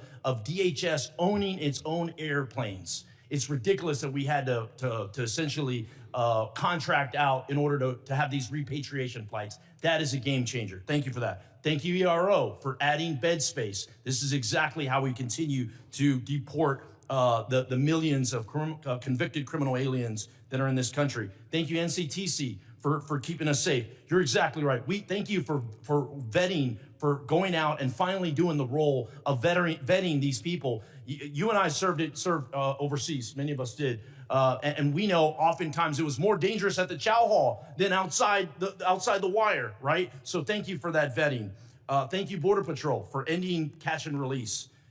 Thank you, TSA, for keeping us safe during all our travel, and then also looking into any future vulnerabilities. Thank you, Secret Service. Thank you for not only keeping our leaders safe, but a lot of people don't realize Secret Service is key to school safety. I think that's just so important that brings us all together. I wanted to say I want to use the bulk of my time to just thank you, because we don't do that enough here. It's always finger pointing. It's always somebody else's fault. Please go back to your agencies and thank the men and women that are serving every day and helping to keep this country safe. With that, I'd like to give you a little time to talk about the Venezuelan situation and what the Coast Guard is doing. The operation that was conducted yesterday morning was a Coast Guard-led operation. It was in partnership with the Department of War and the Department of Justice, the FBI as well, and it was a successful operation directed by the president to ensure that we're pushing back on a regime that is systematically covering and flooding our country with deadly drugs and killing our next generation of Americans. Just the drugs that the Coast Guard has been able to interdict on the waters since that President Trump has been in office has been enough lethal doses of cocaine to kill 177 million Americans. That's 2/3 of our country that has been saved by blowing up, by going after and bringing to justice these individuals that are out at sea and those individuals that are funding it with a shadow fleet of sanctioned oil that should never be sold to benefit their profits and their pockets to kill Americans. Thank you for that update. For many of us that served in uniform, oftentimes it was overseas. It was in the Middle East, or it was in Asia, or it was in Europe. And I think those AORs are very important. But for too long, president after president after president, our backyard has been left wide open, and we're completely shocked why all these terrorists are in our country and all these people are unvetted, all this chaos is happening when in our own backyard was unsafe. So thank you again for one. I know you traveled, you met with heads of state, El Salvador, Mexico, a couple that come to mind. But I just want to thank you and for making our backyard a priority and ultimately to keep Americans safe. Texans are more safe today than we were a year ago. And a lot of that is due to President Trump and due to the leadership that I'm seeing right here of executing those policies. Thank you, thank you, thank you. With that, Chairman, I yield back. Gentleman yields back. I now recognize the gentlelady from Illinois, Ms. Ramirez, for 5 minutes of questions. Thank you, Chairman. American citizens have been arrested or detained. We focus on those that are here illegally. Secretary Noem, you lie and you lied to the American people. I will be including into the record an article by ProPublica from October 16, 2025, entitled, "We found that more than 170 U.S. citizens have been held by immigration agents. They've been kicked." There's nothing smiling about U.S. citizens. I'm sorry, that's very inappropriate. Let me continue. They've been kicked, dragged, and detained for days. The next one. The Trump administration has specifically targeted the worst of the worst. The individuals that we are going after are those that are violent criminals, those that are breaking our laws. Secretary Noem, again, you lied to the American people. I will be including into the record an article by the NBC News from December 7, 2025, entitled, "ICE has arrested nearly 75,000 people with no criminal records, data shows."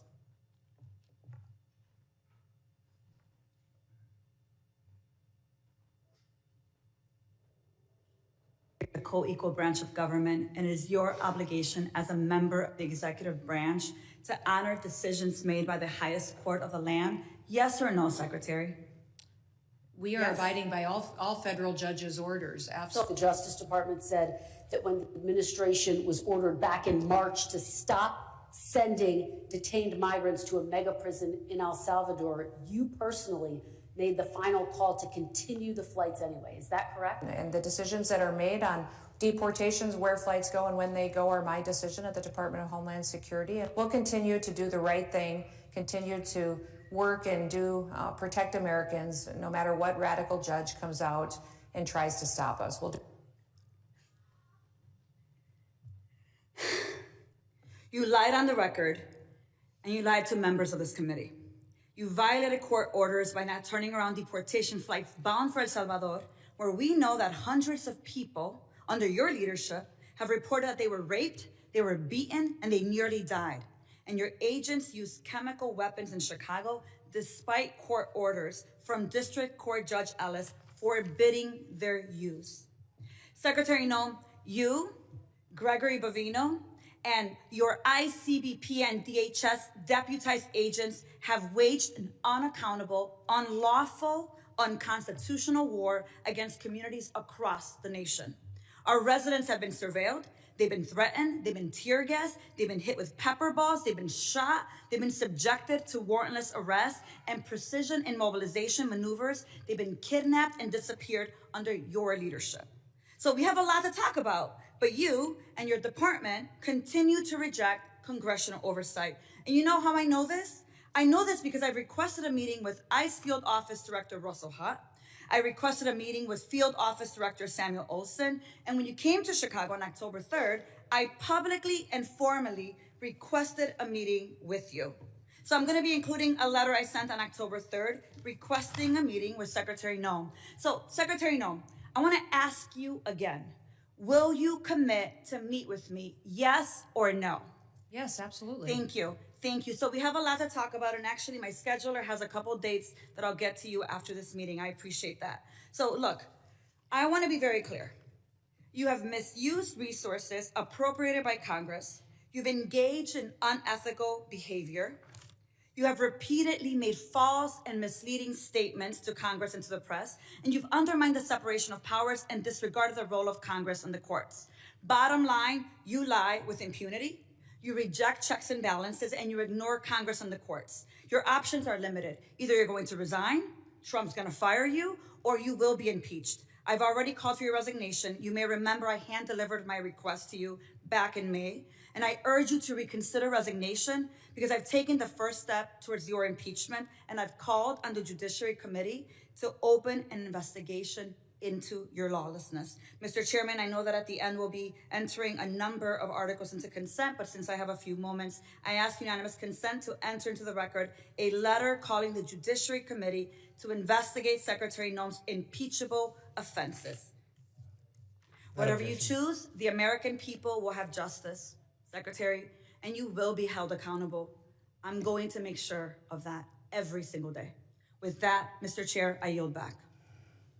Gentlelady yields back. I now recognize the gentleman from Texas, Mr. Luttrell, for 5 minutes of questions. Thank you, Mr. Chairman, Madam Secretary. It's good to see you, and thank you again for coming to Texas after the Kerrville floods. Your team was amazing.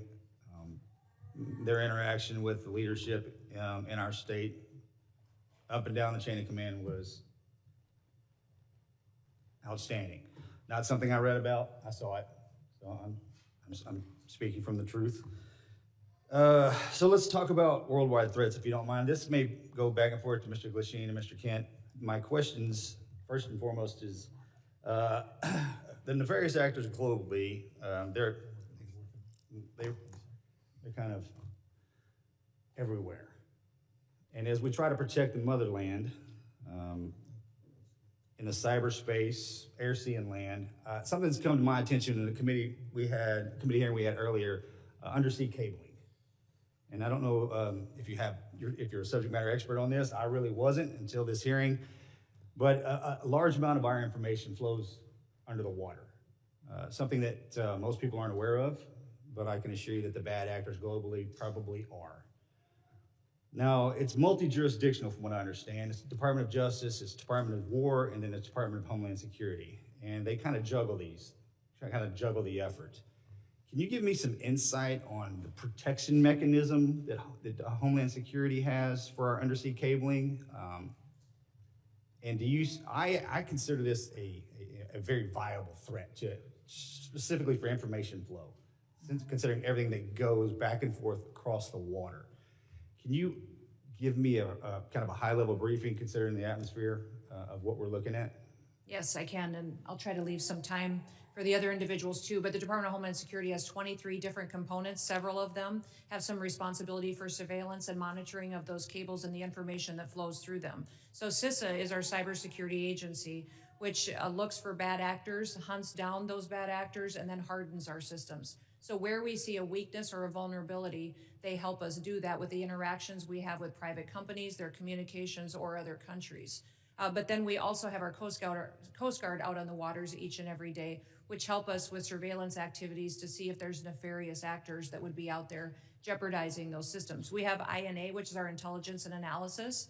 They are the ones that are helping us with our covert operations. They're the ones who are coordinating with our intelligence agencies on what we see as hacking attempts or enemies that would try to endanger those cables or cut them, damage them so that they couldn't be utilized to keep our critical infrastructure going. FEMA is the agency that's responsible for, on our worst day, if we needed something or someone to run the government, if there was an attack in this country, FEMA is the agency that would do that and maintains the resources to making sure that we have an operating government in an emergency disaster situation. I know there's redundancy on the cabling system, and there's from what I understand, there's over 1 million miles of cable underwater. I want to make sure that we have enough protection in place so the ripple effect is not catastrophic to the country. Mr. Kent, you got something to add to that? I was going to shift over to Mr. Glasheen. In terms of undersea cabling, no, I do not. Okay. Mr. Glasheen, I have a question for you. So as far as trafficking, human trafficking, drug trafficking, this always hurts me to say this, but Houston, Texas is in my district, and it is the worst city in the country for sex trafficking in the country. I just cannot believe that. What is the FBI doing amongst other agencies. You just happen to be sitting here in front of me. And Madam Secretary, you can probably jump in on this too. Enough's enough. I understand the complexities of the World Wide Web and how these bastards are doing this, and we can't seem to grab a hold of them. What's the answer? Our HSI investigators specialize in child trafficking and human trafficking. They get up every single day and hunt down those individuals that victimize our children and partner with nonprofits and other agencies with the FBI to do that. Yes, it's shocking to me that Houston is one of the hotbeds as well. We need to take a better look at this because we're losing. I mean, we're losing so bad, I don't even know how to define it. And this has been happening. I said this exact same thing to Mr. Mayorkas, and if I was here before that, I'd say the same thing again. It's just, we have not figured it out. Mr. Glasheen, you got anything for that? Yeah, I would tell you, it's been a priority with this director. And, you know, so far this year, compared to last year, we have 300 plus human traffickers arrested, up 15%. I'm sorry, sir. Mr. Chairman, I'll yield back. I appreciate that, and I'll catch you after class. If one of the following witnesses wants to give him some time to answer that very important question, they can do that. Gentleman yields back. I now recognize the gentleman from New York, Mr. Kennedy, for 5 minutes. Thank you, Mr. Chairman. Secretary Noem, with about a year as DHS Secretary under your belt, there's no shortage of criticisms for me to choose from today. You've deported American citizens, bringing a level of inhumanity to this nation's immigration laws that I haven't seen in my lifetime. You've terrorized communities, including my own in Buffalo, New York, vowing to go after the worst of the worst, but instead detaining women, children, and hardworking individuals in pursuit of the American dream. You've botched a response to one of the most devastating floods we've seen, an extreme weather event along the Guadalupe River that took more than 130 innocent lives, including more than 35 children. Central Texas waited days for your agency to respond because of the reckless policies you've implemented. Your FEMA lead was missing in action, completely unreachable, as were FEMA's call lines, with 84% of calls unanswered on July 7th, 3 days after the floods. FEMA personnel, despite your slashing of their ranks, who were ready and willing to help, waited days to spring into action because of your policies. Disasters do not wait for bureaucracy. Your abysmal performance goes beyond your woeful disaster response. You've also taken a sledgehammer to FEMA's recovery, preparedness, and mitigation missions. You canceled more than $4 billion in building resilient infrastructure in communities funds, a program that helps communities reduce their risk of natural disasters. You withheld millions in FEMA funds for emergency alerting infrastructure found to be in violation of the Impound Control Act. You, perhaps most critical to my state of New York, canceled more than 90% of New York State's Homeland Security Program funding, including $134 million in urban area security initiative funds for New York City's greater metropolitan areas. You have mismanaged these grants to the point where cities and states, including New York, are suing you to recover counterterrorism funding that's lawfully theirs and that Congress intended for them to receive. It's a tragedy that we're here today discussing these cuts to counterterrorism and security grant funds for a city that was the main site of the September 11th attacks, the entire reason your department was established in the first place. As the ranking member of the Subcommittee on Emergency Management, it's my responsibility to show the American public how you've systemically upended FEMA and emergency preparedness as we know it. So I have a couple of questions. Simple yes or no answer will suffice. Would you agree with the national security officials' assessment that the United States has been operating in a heightened threat environment for several years now? Yes. Yes or no? Would you say New York City is susceptible to these kinds of security threats?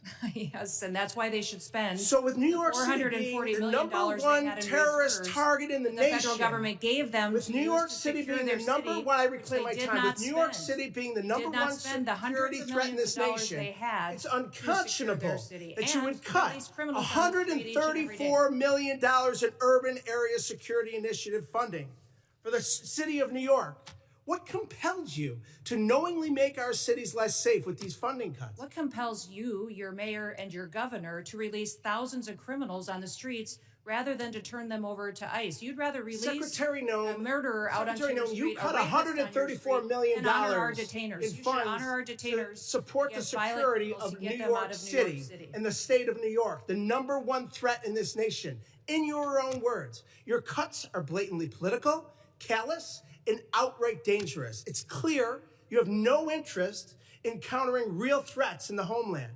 While high-risk cities and disaster zones wait for help, you've devoted the past 11 months of violent raids, anti-police policies, and nonstop photo ops. You've brought shame to a department that was created after 9/11 in a time of unity to protect our people. Your failure to lead is a direct threat to the homeland security in our nation, and you should resign immediately. I yield back. Gentleman yields back. I now recognize the gentleman from Alabama, Mr. Strong, for 5 minutes of questions. Thank you, Mr. Chairman, ranking member, and members of this committee. I thank you, too, to our witnesses for being here today, for your work to protect the homeland in an increasingly complex threat environment. My question today focuses specifically on the evolving drone threat. Mr. Glasheen, the FBI's National Counter UAS Training Center at Redstone Arsenal is now the central hub for preparing federal, state, and local partners for drone threats at major events. What makes Redstone Arsenal such an effective location for this mission, and how does that setting support the scale of training required for World Cup, America 250, and the 2028 Olympics? Thank you for your question, Congressman. What makes Redstone a great partner for us is, one, the support that we have from Congress. Number two, the space we have there. The FBI has been in Huntsville for a long time. Huntsville also houses our Special Agent Bomb Technician Program, where we train bomb technicians, EOD professionals across the United States, and we model the counter UAS school off of that. So that proof of concept has been in place, and we're mirroring that process to train the counter UAS operators. Thank you. I was there for the inaugural graduation. I'm telling you, it was most impressive.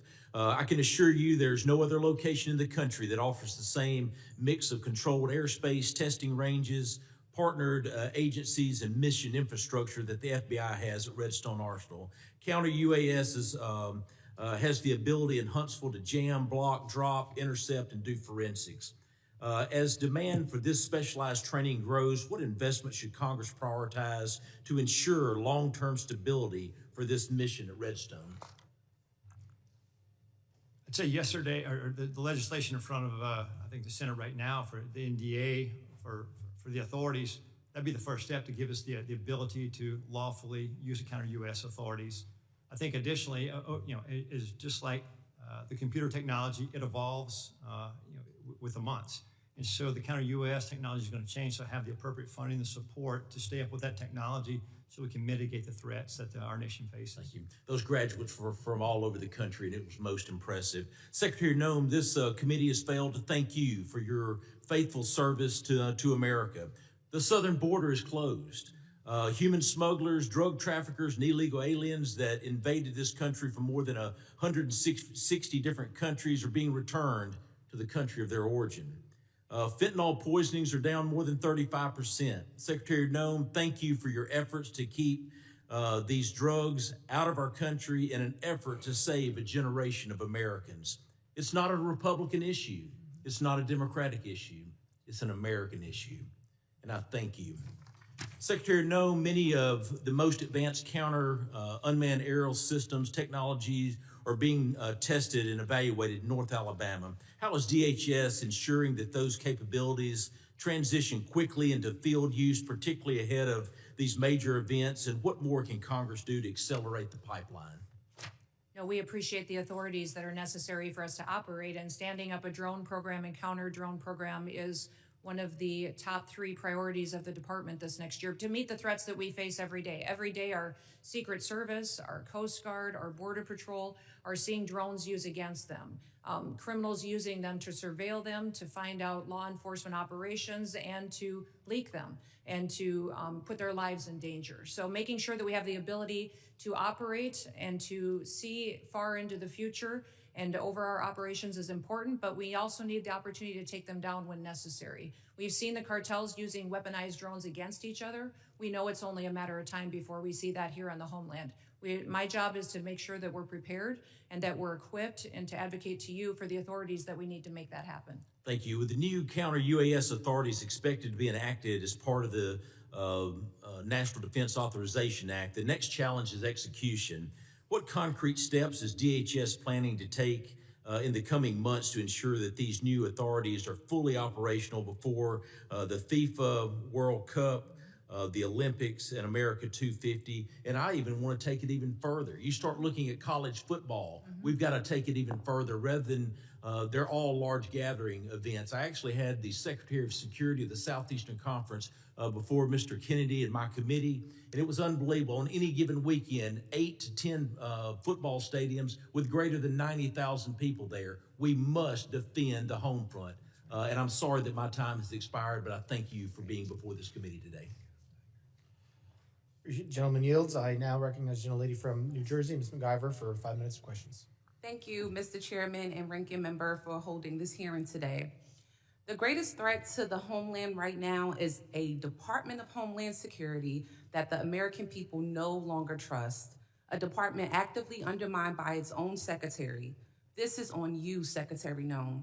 Today's hearing is supposed to be about worldwide threats, but Madam Secretary, under your watch, the threat is coming from inside the building. Because when DHS, the department charged with keeping Americans safe, is caught breaking the law, lying to the American public, systematically dismantling oversight, fueling bigotry, and targeting vulnerable communities, trust is broken. Let's start with the basics. How can we trust your department with you at the helm? The American people deserve an answer, even if you've spent the past year dodging accountability like it's your full-time job. We need to talk about oversight. Oversight is not optional. It is not a courtesy because you feel like it. It is not something you entertain only when it's politically convenient to you. Yet, time and time again, Secretary Noem, you have treated congressional oversight as an inconvenience at best, and at worst, something to be invaded, ignored, or denied altogether. Republicans on this committee may be willing to hand over their constitutional duty in order to kiss this administration's butt cheeks, but I am not. I will never. My district is not, and the American people sure aren't. While Republicans turned this hearing into a praise fest for your failed tenure, communities across America, including mine in New Jersey, are made less safe because DHS under your leadership has become unproductive and malicious. All of the thank you that we keep hearing from across the aisle, there's no thank you from me. And we see the truth that you're trying to hide. The truth is you are deeply unqualified for the post you hold. This is on full display in the way you treat the people in this body, myself included, who have been elected to serve our communities and keep them safe.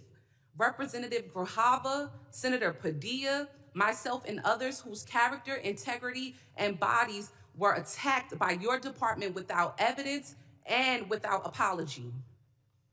Far beyond being disrespectful, you have shown a complete disregard for the oversight authority granted to us by law. You have repeatedly shown that you will target whoever you want, whenever you want, without accountability. Members of Congress, members of our communities, and even American citizens, as many of my colleagues have continued to point out today. Secretary Noem, that's not leadership. That's not democracy. And that is not how this works. Again, this is not just about you. Don't want you to think this is just a pick on you day. This is about the Trump administration that has turned DHS into a political weapon. So I'll ask you this. Is Trump embarrassed by your tenure, or is this exactly the kind of god-awful leadership he wants at DHS? Yes or no? Ma'am, we've already conducted more oversight visits. No. It's a yes or no. Yes or no. Okay, Secretary Noem, this is my time to talk, not your time to talk. I reclaim my time. I reclaim my time. 4 I years. reclaim my time. Most transparent Chair, I administration reclaim my we've ever time. had. Secretary Noem, DHS is breaking the law, hiding information from Congress and shutting out oversight. So let me ask you, how can the American people trust your department with you at the helm with this kind of behavior? The American people absolutely trust this department to keep them safe. And we are showing that every day by the support we get across the country, the amount of people that we're recruiting to all of our Thank you, different Secretary agencies. Noem. Do you agree that using DHS resources to target members of Congress is an abuse of power? Excuse me, would you say that You again? would have heard me if you stopped talking If you and would listened to stop my talking questions. crazy, Do quit you making agree stuff up. that using DHS resources to target members of Congress is an abuse of power? We are not doing that. We are out there enforcing the law, doing our work, and we are allowing oversight. Of course, we're not visits going to get more any than the answers. With entire that, Joe Mr. Biden Chairman, I administration yield did. back. Gentlelady yields back. I now recognize the gentleman from Oklahoma, Mr. McKean, for 5 minutes of questions. It's no wonder that chaos has become the commonplace when rudeness is so on display. Like it's both sides. We've created a lack of civility in this country, but we're perpetuating in this society what your administration is trying to correct, and that is returning back to the rule of law. What separates us from falling into chaos as a nation where poverty envelops us is when we return to order and a display of respect towards law enforcement, a display of respect to officials. This custom, and you've been a member of Congress, of where we talk over people and we don't give secretaries a chance to respond, the height of self-importance that too many people try to employ in this building, not remembering we're all here as public servants to serve the people. We lift our hearts up far beyond our fellow countrymen. I'll tell you who says thank you. It's those whose families that were the victim of assaults and rapes and murders under the auto pen period the last 4 years. They say thank you. Those who see the madness of lawlessness, a lack of respect to law enforcement, the heightened element of law enforcement sitting in their vehicles and being targeted, say thank you.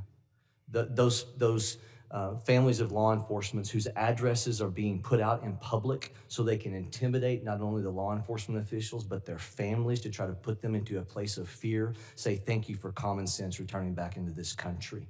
If we do not have a respect of authority, a respect of law enforcement, thank you for allowing arrests to happen when someone spits at law enforcement. Thank you. FEMA, you were assaulted a minute ago verbally over what you're doing with FEMA. I will tell you, as somebody that comes from a state that has more tornadoes, Oklahoma, than probably any other state, thank you for looking at how we can save money through efficiencies.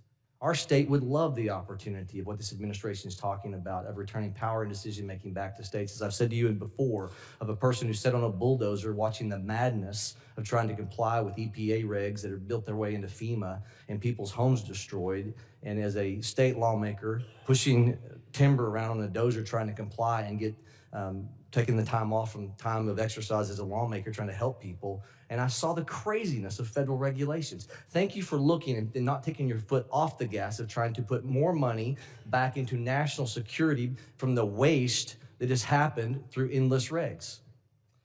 All right, now I'm going to get to a question, Could Secretary. I say something about FEMA? Absolutely, you can. Thank you. The only grants that weren't funded, the individual ones that you were talking about, mitigation ahead, were ones that were weaponized to fund the Green New Deal and for climate change. And those were redirected to true mitigation efforts. FEMA today is deploying resources 2 times faster on average than in history, which means the dollars are going out twice as fast than they ever have before.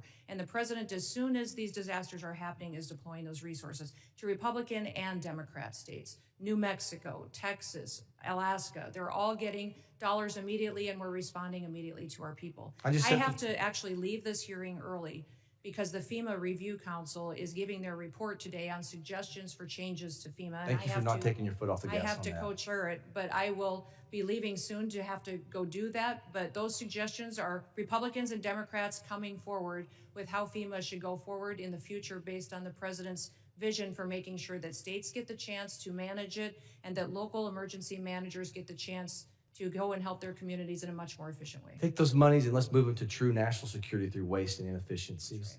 Where we've deployed money for snow movement. We have deployed money previously to move snow that melts. Okay, I want to just throw this open to you and Director Kent, whoever wants to take this. We have to find a balance between making sure the First Amendment is preserved at all costs, but also protecting law enforcement. The social media heightened of a hearing that the chairman held last week, great hearing. How do we preserve, what ideas can we continue with to where the online enticement threats causing people to want to embolden themselves to then go act upon those threats that we see in social media. They say the magic words. They know it's not going to get them because they don't do a direct threat, but it's an indirect threat. It's always trying to accomplish the same purpose. How do we preserve the First Amendment? This is a lawmaking exercise, and why we hold these hearings, not for show. How do we come up with a way to preserve the First Amendment and stop the insanity of these indirect threats that are going after your law enforcement officials? I apologize. Gentleman's time has expired. I know the secretary has to leave, and I would now recognize the gentlelady from Texas, Ms. Johnson, for 5 minutes of questions.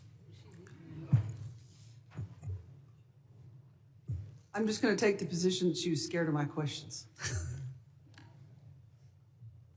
Mr. Chairman, if we could stop the clock and Oh, yes, wait no, until that's after all absolutely. this. Clerk will suspend. If we could reset the time, Yes. that would be helpful. We'll reset the clock.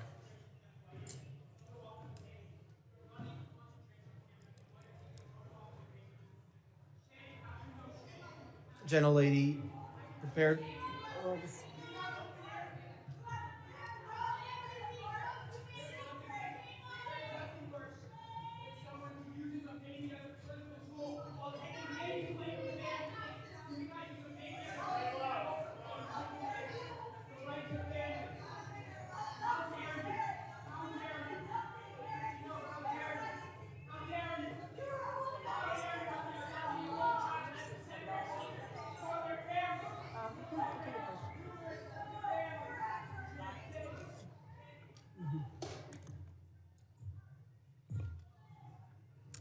Okay.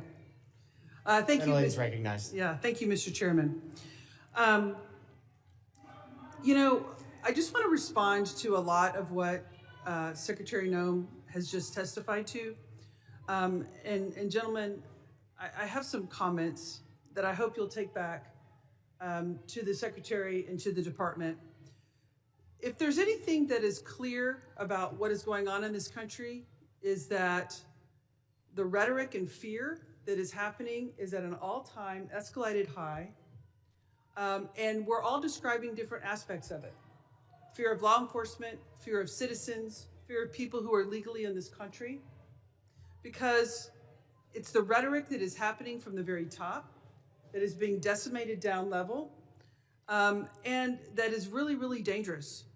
And one of the things that the Secretary said was she is restoring the rule of law. That is absolutely not true.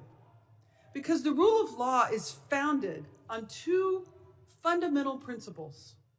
That if you are going to be subject to a criminal arrest in this country, that there is probable cause to do so. You can't just snatch somebody walking into a coffee shop because of the color of their skin. There's no probable cause for that. And also that you will get due process. And that is not happening. And so what you're seeing is an overwhelming frustration of the American people in this country, that the lack of respect and regard for the rule of law by this administration, and in particular by this secretary, is at a level that we have never seen and violates all of the constitutional norms and all of the principles of legal fairness in this country. And you're seeing that manifests itself in threats to law enforcement and bubbling over because people are frustrated. And they are channeling that frustration because the administration is not listening and is only doubling down on the rhetoric. You know, this notion that I think my colleagues highlighted that we're only going to pursue serious threats. It's just not true. I visited an ICE facility outside of Dallas, and over 70% of them were classified as the lowest threat level, as never having a criminal record at all. But yet they were there because of the color of their skin. There was not a probable cause. They're not a threat to this country. They have no criminal history at all. I fully support, as does everyone on this committee, Homeland Security focusing on threats to our national security. We want cybersecurity. We want terroristic threats from abroad to be stopped. Absolutely. None of us want a recreation of 9/11, but we also do not want, under any level, the trampling of our constitutional rights and the legal system of due process. I have a poster here to highlight 3 American citizens that were arrested by ICE who had done nothing wrong. They presented themselves as American citizens, but yet were still trampled, assault. One had broken ribs, a brain injury, an older gentleman by being knocked down to the ground after he said, "I'm an American citizen." But yet they did not stop. And that is a huge problem. When somebody says, "I'm an American citizen," to ICE, and ICE does not stop and continues to assault them and physically berate them and then hold them for days and days on end without a due process hearing, that is a problem. And it is not stopping. We have brought these concerns to the Secretary and to agencies like yourself in these hearings time and time again through multiple letters. We've all written letters that have gone unresponded because this cannot happen in our country. And the reality of it is, in any law enforcement situation, and what we have happening out into the public, is there are ICE agents and there are Border Patrol agents that are doing their great job. They're doing what they're supposed to do. But there are also bad actors. There are people who are exceeding their authority. The power's gone to their head. The intimidation is outrageous. And there's no effort to rein them in by the FBI. There's no effort to rein them in by the Homeland Security. There's no effort to overcorrect, just like one of my colleagues highlighted, the reinstatement of one that was inappropriate. And these efforts are breaking down the trust of the American people. I hope you take these concerns back because they need to be addressed if we're going to address the violence in this country. I yield back. Gentlelady yields back. I now recognize the gentleman from Arizona, Mr. Creighton. Thank you, Mr. Chairman, for holding this committee hearing today. Thank you for the witnesses. Director Kent, you talked about what keeps you up at night. I believe you said, we don't know who came into the country in the last 4 years.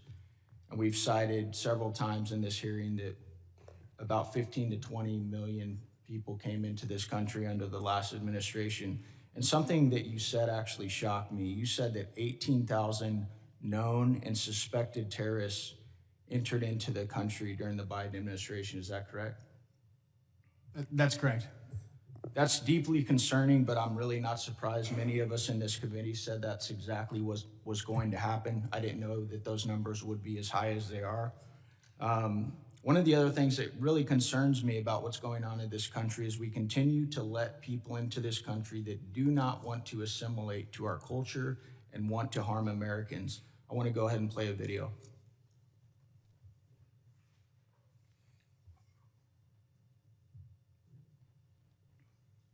Law should be above the U.S. Constitution. Yes. Yes. Should Sharia law be over the U.S. Constitution?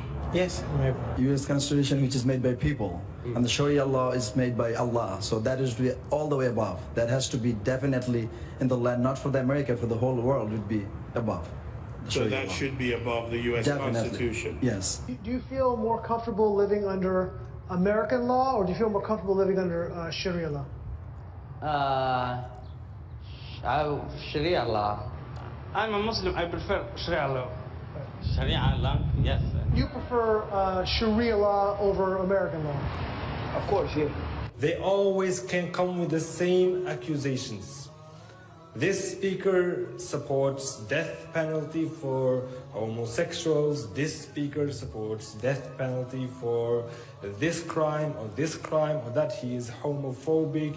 These are general views that every Muslim actually has.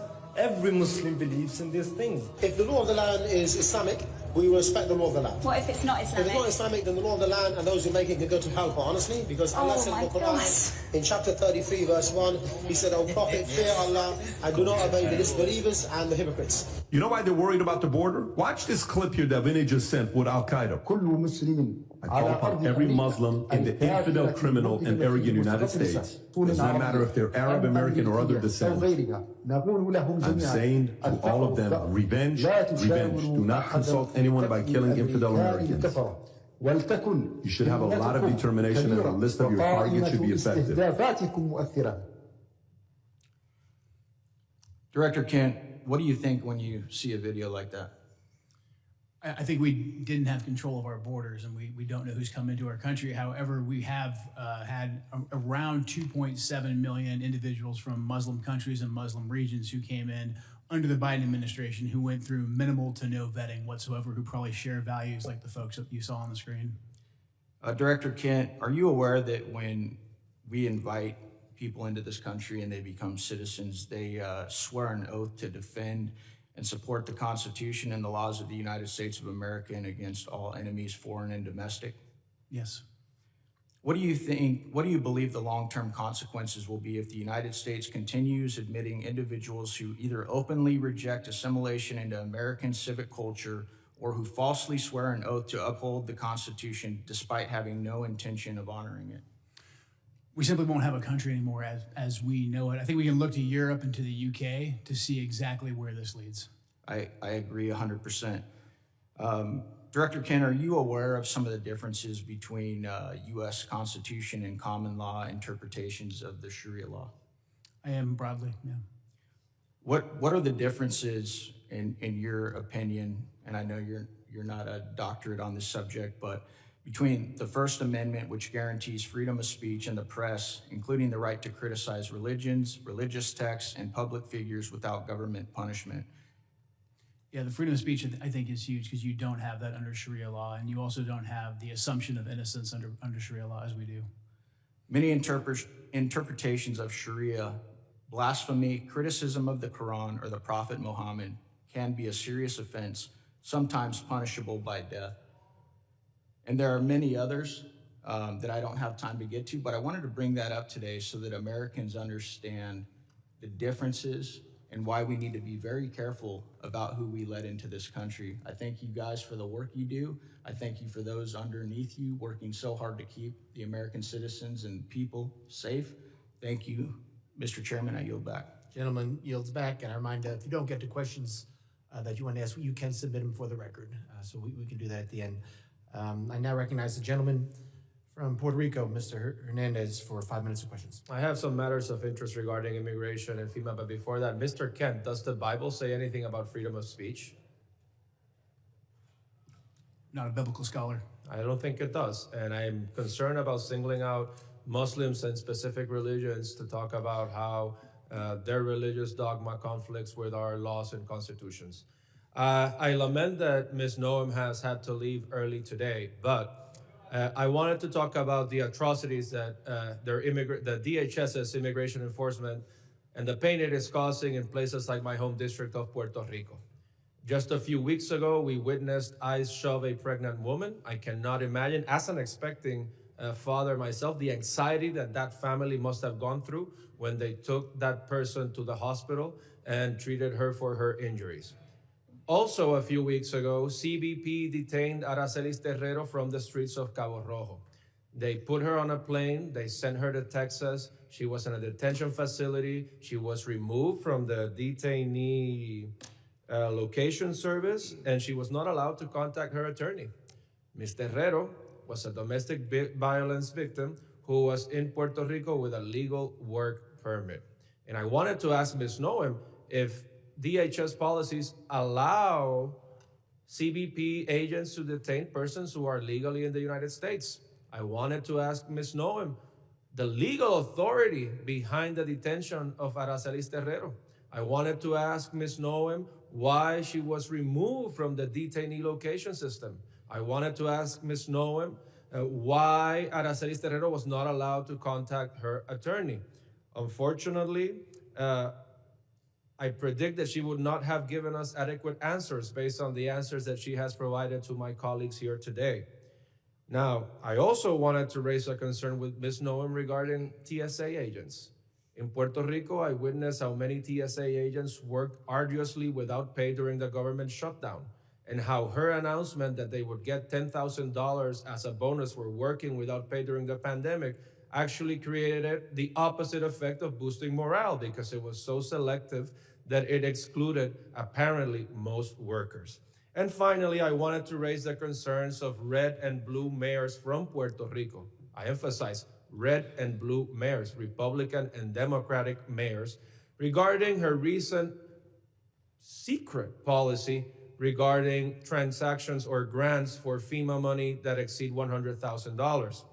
So to their surprise, they found out that grants and funding assignments exceeding $100,000 would now need to be approved by Secretary Noem. But there was no transparency regarding that rule. And we have no information regarding the application and the enforcement of that rule.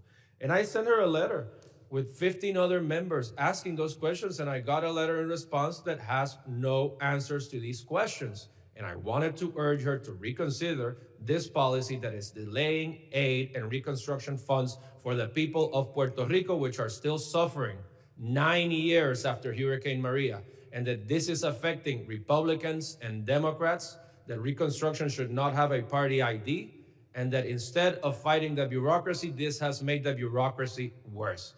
But unfortunately, Secretary Noem left early, and we are left expecting these answers. Thank you, and with that, I yield back. The gentleman yields back. I now recognize the gentleman from Tennessee, Mr. Ogles, for 5 minutes of questions. Thank you, Mr. Chairman, and thank you to the witnesses. Let's be clear. The United States of America is safer today because of President Trump. The United States of America is the dominant predator across all landscapes because of President Trump. We have restored our status as the global leader because of President Trump. Hard stop. Now, when we look at the topic of the hearings, the objectives, there were 6 bullet points. I'm going to hit the highlights, examine the full scope of evolving threats facing the United States of America, particularly on readiness at the federal, local, and state level. Highlight the significant, number 2, the significant national security gains achieved by President Donald Trump. 3, review the Trump administration's efforts to reverse the damage caused by the Biden border crisis. 4, analyze the scale and scope of cyber threats, which is my area as the chairman of the cyber subcommittee. 5, discuss the evolving terrorism landscape, including FTOs, HVEs, and DVEs. And 6, evaluate emerging unconventional threats. Unfortunately, my colleagues must not have read the memo, because that's not what they've talked about. They want to talk about ICE and immigration. So let's talk about that. You know, in 1965, we passed the Hart-Celler Act.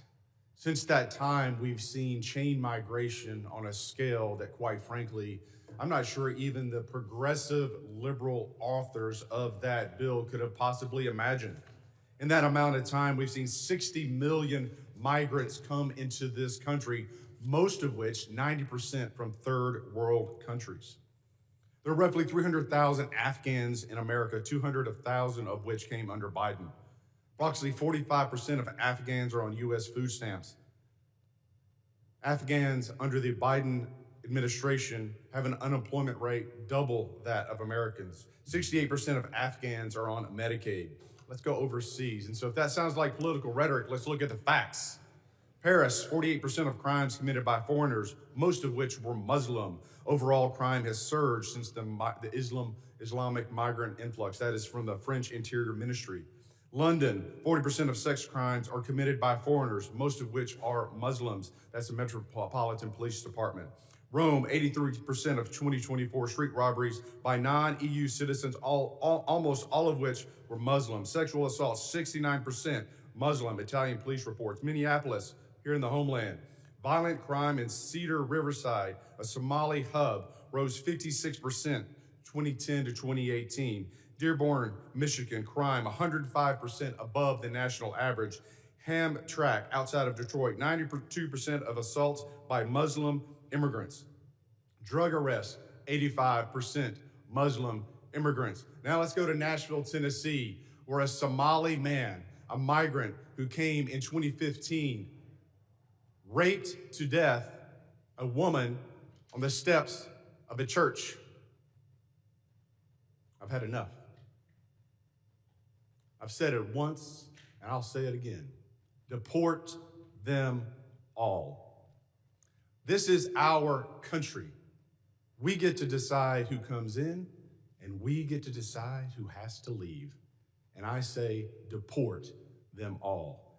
90% that have come into this country are from third world countries, most of which are sucking resources from American citizens, burdening our cities. They do not belong here. Mr. Kent, I'm chairman of the Cyber Subcommittee. Let's go into the scope and scale of the cyber threats posed by the CCP. I give you the floor, sir. CCP is probably one of the more aggressive actors in the cyberspace right now. NCTC is mostly focused on the terrorism realm and how terrorist actors are using the proliferation of encrypted devices and just the internet to spread propaganda. That's probably our biggest purview in terms of cyber. Mr. Glasheen? Chairman, I would say that the Chinese government, the CCP, is our greatest cyber threat. It is a full-time job, and the resources they throw at this is unbelievable. It's a major concern. You know, I want to thank the witnesses for being here, and I want to thank President Trump. You know, as I sit in the skiff and I'm reading the briefings from the CIA, the FBI on the daily attacks to our country and to our infrastructure, I appreciate the president, and I appreciate you gentlemen and your service to this country in keeping Americans safe. They have no idea what you do every single day. God bless you, and God bless America. Mr. Chairman, I yield back. Gentleman yields back. I now recognize the gentlelady from New Jersey, Ms. Poe, for 5 minutes of questions. Thank you, Mr. Chairman, and to our ranking member. Yes, indeed, we've spoken a great deal and learned many things here today, some of which are still going unanswered, many questions that all of us still have. And there are a vast number of threats that endanger our homeland, from increasingly sophisticated state-sponsored terrorist networks to evolving technologies. Our law enforcement agencies are engaging criminals on multiple fronts and facing significant demands every single day. Next year, there will be an increasingly heightened threat environment in my district in northern New Jersey as we host the World Cup. Federal counterterrorism grant funding is absolutely critical in keeping our communities safe against the evolving threat environment. This is why I have been so deeply disturbed by the decision of Secretary Noem to freeze, delay, and cut billions of dollars in federal counterterrorism grant funds. In February, her department, DHS, froze billions of dollars in counterterrorism grants that had already been awarded to states and cities. This decision left state and local public safety organizations unable to access critical funding.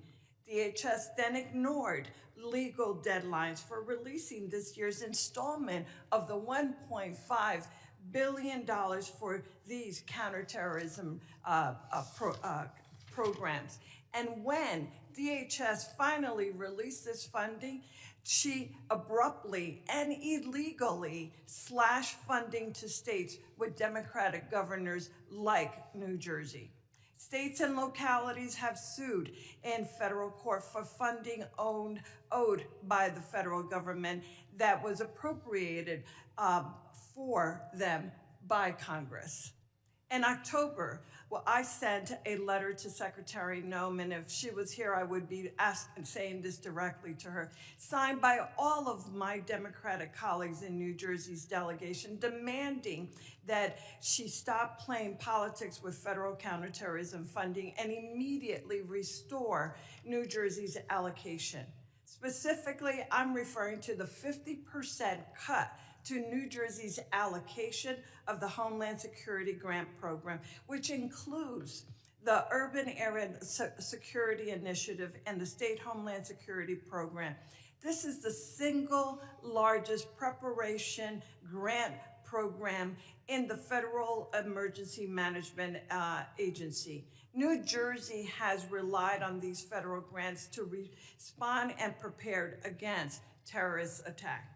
When she published the notice of funding opportunities for the Homeland Security Grant Program, she stated that her intent to allocate this funding was going to be based on statutory risk assessment and an analysis of relative risk to terrorism faced by the 100 most populous areas in the country.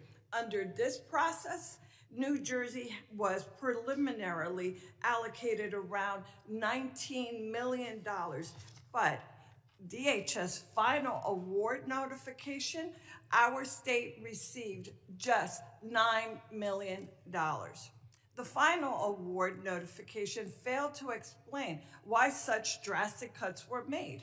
Instead, she simply stated that it was done, quote, per DHS directive. To this day, we have still not received, I have not received a response to my letter. And I absolutely cannot understand and am so incredibly disappointed by the fact that this administration continues to try and attempt to walk all over this body. Congress is Article 1 branch, and we demand that we've received the respect that is due and that she respond to the questions, and that is her responsibility and her job. Mr. Chairman, I yield back. Thank you. Gentlelady yields back. I now recognize the gentlelady from South Carolina, Ms. Biggs, for 5 minutes of questions. Thank you, Mr. Chairman, and thank you to the witnesses for being here today. I know you have a really difficult job. I want to take a moment just to highlight the fantastic work of the Homeland Security Advisory Council. I think when I say this, I speak on behalf of our entire South Carolina delegation when I say that I'm pleased to see South Carolina's own Governor Henry McMaster appointed to chair the HSAC.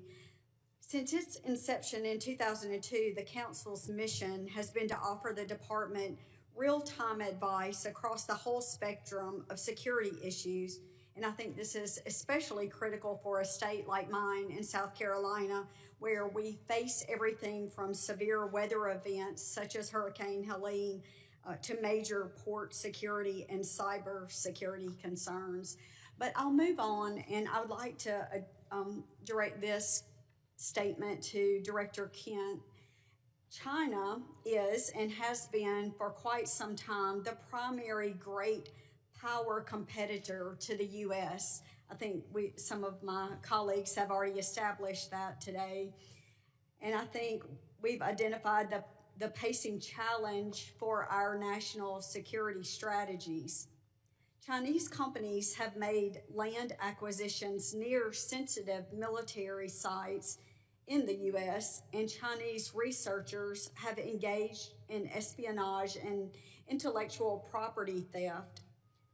Chinese national encounters at our northern and southern borders surged in fiscal year 24, and China remains the primary supplier of precursor chemicals contributing to American overdose deaths. So my question, Director, is to what extent do you see a nexus between China's destabilizing activities and the terror threat landscape in the United States? Thank you for the question. That's a very important topic, especially in terms of fentanyl and the precursors the Chinese Communist Party provides. Working directly with the cartels, we have agents of the Chinese Communist Party, some directly affiliated and some indirectly affiliated, that are working with the cartels to continue to change essentially the recipe of the fentanyl, because as we designate these different precursors and they kind of fall off the market or become more regulated, these advanced chemists will then come into play, and they're the ones that provide the new ingredients, the new ways to manufacture fentanyl that kills American citizens. So this is something that we are looking at, in particular, the relationship between these Chinese actors and the Mexican drug cartels. Well, thank you so much. And sir, if you have any additional information, I'd be happy to hear.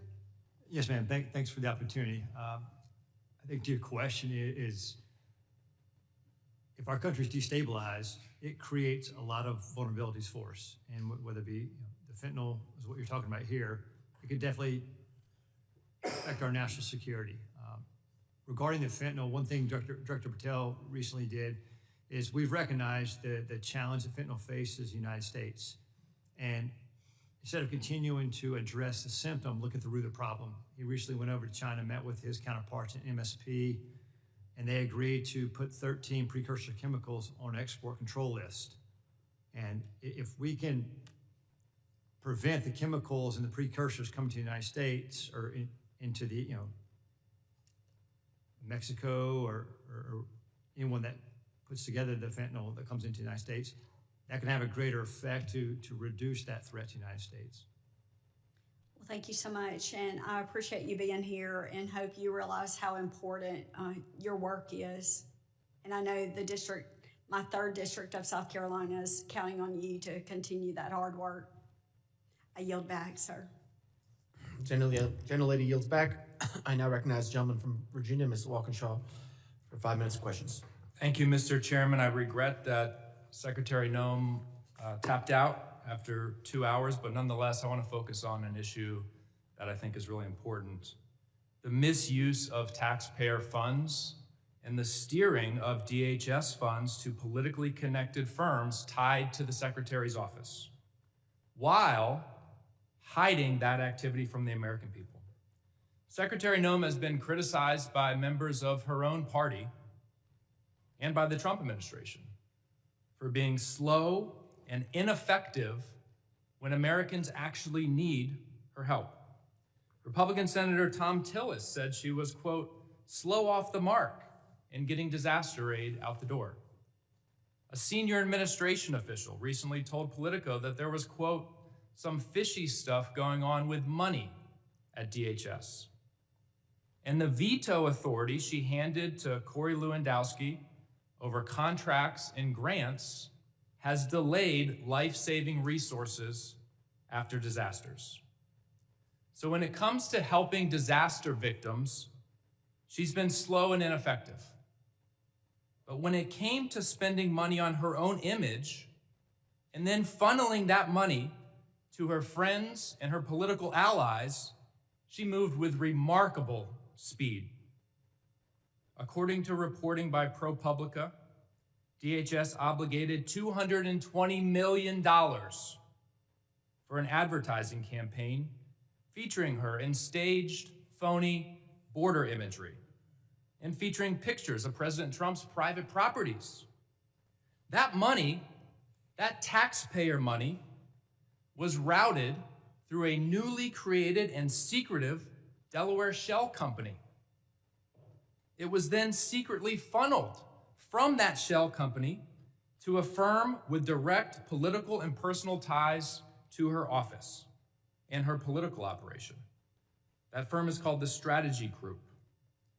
This situation has all of the elements of political corruption. First, she invoked emergency authority to bypass competitive bidding. Second, she concealed the true destination of the money by routing it through a shell company, a red flag in any corruption investigation. Third, the firm that actually did the work, that filmed her attempting to herd cattle, has documented political and personal ties to the secretary and her senior leadership. Fourth, her directive requiring personal approval of all contracts over $100,000 concentrated power in the hands of the very people tied to the firm that secretly received the work, her and Mr. Lewandowski. At the exact time this contract was executed, DHS was diverting investigators and resources away from child exploitation away from child trafficking, away from illegal gun smuggling, yet somehow she found nearly $250 million to promote herself, and the money flowed to her political allies. A federal contracting law expert, quoted in ProPublica, summarized it plainly. It's corrupt is the word. That's what I would have liked to ask the Secretary about today. I would have asked if she personally approved the money that flowed to her political and personal allies. I would have asked if whether when she was governor of South Dakota in 2023 and the same firm got $8.5 million of taxpayer money, whether she steered the money to them. Because an official in her administration said she did. That's what I would have asked her.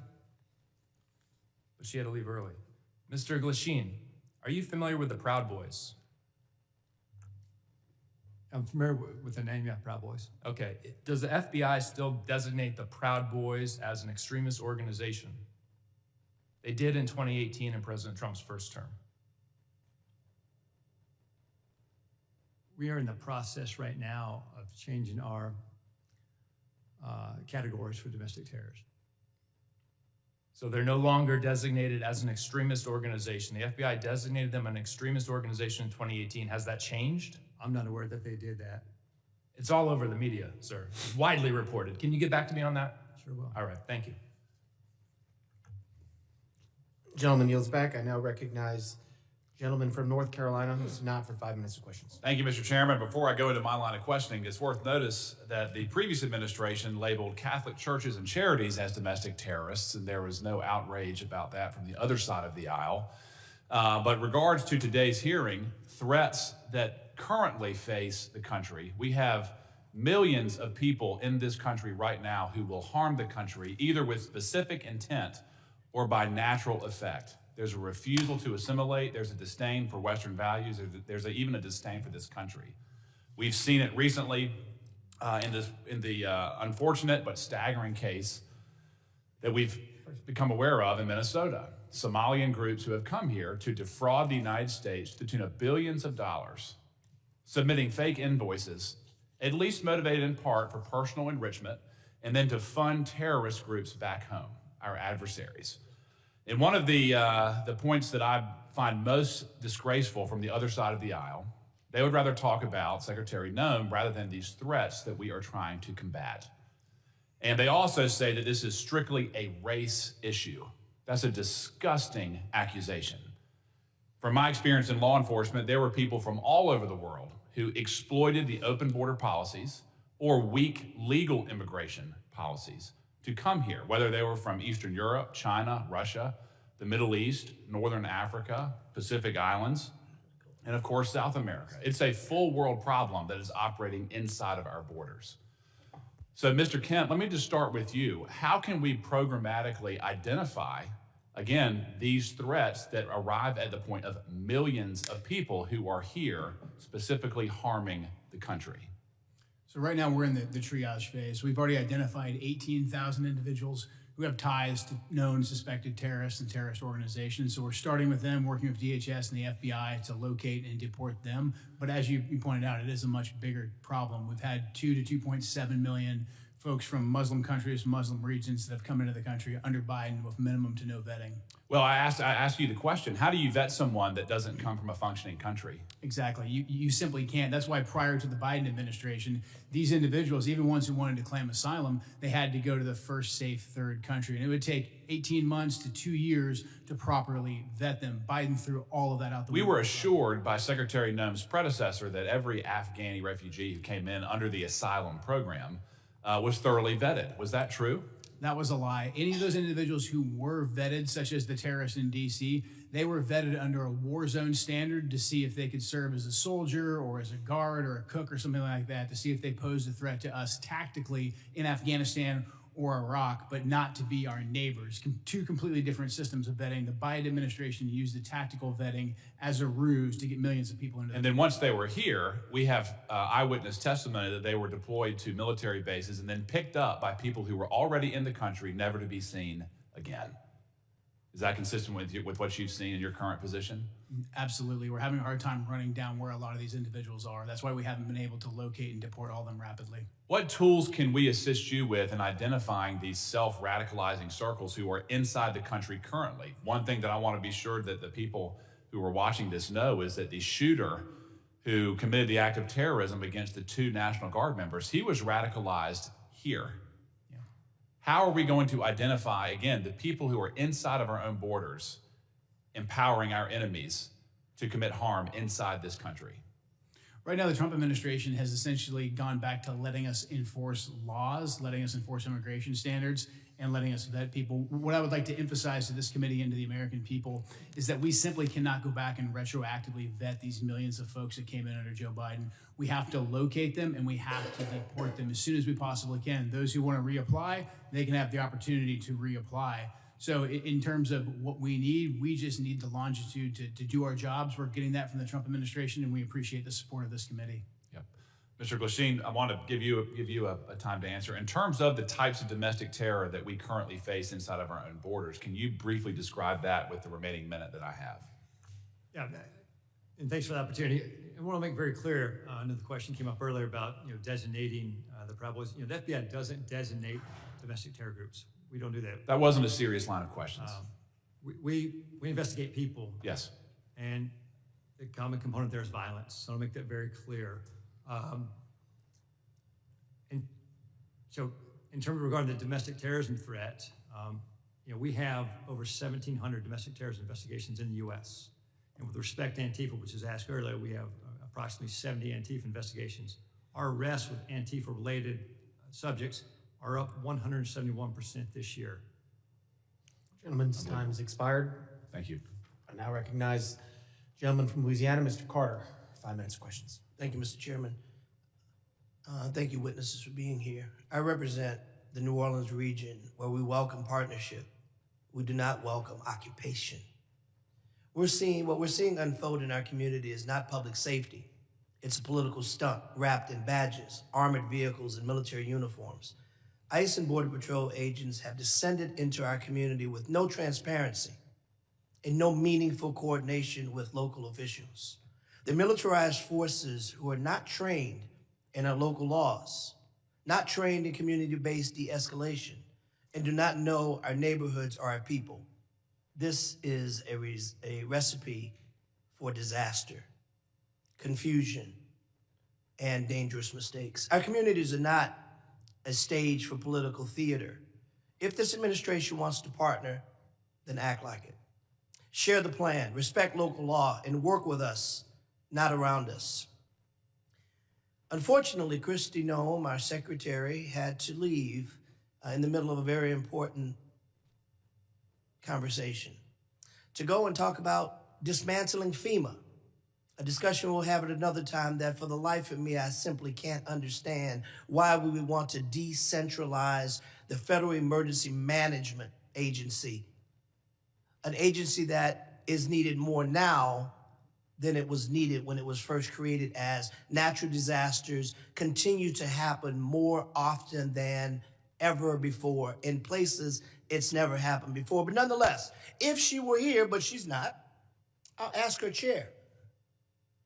Secretary Noem, I recently stood with local elected leaders from the city of New Orleans and our mayor-elect, Helena Moreno, as they urged DHS agents to commit to transparency, due process protections, identifiable federal agents, safeguards against discriminatory enforcement, and humanitarian protections.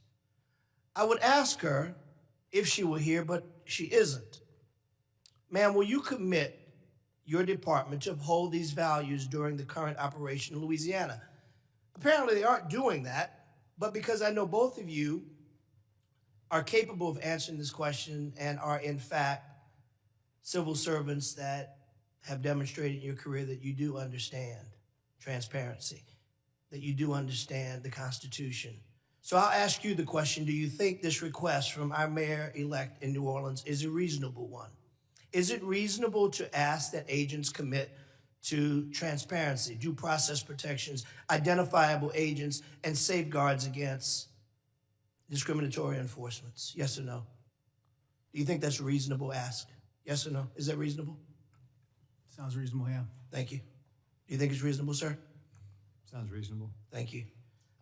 Secretary Noem, the masked officers you sent into the streets of New Orleans are attempting to arrest and abduct and detain anyone that looks like a migrant. I got to ask the question, what does a migrant look like? Do you know what a migrant looks like, sir? Yes. Can you define what a migrant looks like to you? I cannot. Thank you. Can you tell me what you think a migrant looks like? These are targeted raids. Can you tell me what they look like? Yeah, you have to stop them. You have to check their identification. Okay, but can you tell me if you were describing to me as a new $50,000 bonused ICE agent, what does a migrant look like? You would stop and you would ask them for ID, and you'd be on an intelligence-driven operation, which is what these ICE raids are. They're intelligence. But if you were to say a guy's wearing a red shirt, you would say the guy's wearing a red shirt and a purple baseball hat. You would be able to give that description. But can you give a description of what a migrant looks like? Can you give a description of what a migrant looks like? We need to deploy ICE officers to stop people and ask them, and they go on intelligence. I reclaim my time. You clearly don't want to answer my question, and that's unfortunate because the American people want to know these answers. We want to know. I've got a quick video I want to show before my time runs. Please. Look at this. This is a stunning video from Louisiana. You hear that woman cry out. She's a 23-year-old running down the street away from the masked agents who are chasing her, repeating that she is a U.S.-born citizen, saying... Stop. This is a United States citizen who's running away from ICE agents who, when she gets to her house and her husband comes out, they stop the chase. They clearly weren't chasing her for that. They appear to have been doing something nefarious. You know why we can't tell the difference? Because they wear masks and they don't identify themselves as agents. That's a problem. Gentleman's time's expired. I recognize the gentleman from Tennessee, Mr. Van Epps, for 5 minutes of questions. Thank you, Mr. Chairman. Thank you to the Secretary and gentlemen. Thank you for being here today at this critical hearing. I'm honored to be here at my very first hearing as the newest member of Congress. And I've had the privilege to serve this country for over 20 years in uniform, first as an active duty U.S. Army helicopter pilot with service with the 160th Special Operations Aviation Regiment, and currently serving in the Tennessee Army National Guard. And I'm honored to continue the mission from a new post with this distinguished committee. To our witnesses today, allow me to begin by expressing my appreciation for the work you all do, for the work your teams do, the work that President Trump and this administration does to ensure the safety and security of our great nation. I have just a couple of questions focused on emerging AI-enabled threats. Adversaries are already using AI to identify exploitable vulnerabilities within systems and networks and generate cyber intrusion plans far faster than traditional cyber tools. Mr. Glasheen, sir, foreign cyber actors are increasingly using AI to refine malware, automate phishing, and sift large volumes of stolen data. What additional cooperation or coordination between the FBI, DHS, and companies within the private sector would most improve early detection of AI-enabled intrusions? Or if you would just like to comment on this matter generally. I appreciate that opportunity. AI is a continued challenge right now. I think the relationships we have right now with government, private industry are strong right now with respect to any type of malware, ransomware. I think the CISA 2015 authorization that gives us the authorities, that's critical for the future success of that. And I think for the ongoing partnerships, I mean, the key piece here is that relationship with private sector, private industry. So we just continue to reinforce that. Thank you, sir. Director Kent, anything further you'd like to add on that from? No, AI is something we're closely monitoring. I mean, the ability for terrorists to breach language barriers and also to inspire people to conduct attacks and then give them AI-specific instructions, something we're monitoring carefully and very concerned about. Thank you, sir. Thank you both. I know you both spent your entire careers defending this country and greatly appreciate that, your service and sacrifice. Mr. Chairman, I yield back. Will the gentleman yield? Mr. Van Epps, can I have your time? Yes, sir. Mr. Kent, I want to talk to you a little bit about what we just had with Mr. Carter. I want to let you finish the answer about what an immigrant looks like, going back to my question, that there really is a wide variety of illegal immigration that has attacked this country. Just the gentleman yield to the gentleman? Yes, sir. Okay, so this is the correct time that the gentleman had left? Yes. Okay, the gentleman's recognized the remainder of Thank you. If you want to finish your answer, I'd be happy to yield you the time. Thank you. He answered it. He said he didn't know. We've had 15 to 20 million illegals come into this country since Joe Biden took office. And so we have to stop individuals and we have to ask them for identification to determine if they are here legally. That's what you're seeing in those ICE raids. And in regards to the toll that illegal immigration has taken on this country, are you aware, sir, that in the last 25 years, more Americans have died because of drug overdoses than the entire country's military combat history? Yes. 250 years of military casualties is about 10% less than the overall deaths of the last 25 years of drug overdoses. Are you aware of that? I'm aware of that, and that's why I was glad to see President Trump designate the cartels that bring that poison into the country and kill hundreds of thousands of Americans, designate them as terrorists so we could stop them and aggressively target them. Does fentanyl discriminate on race?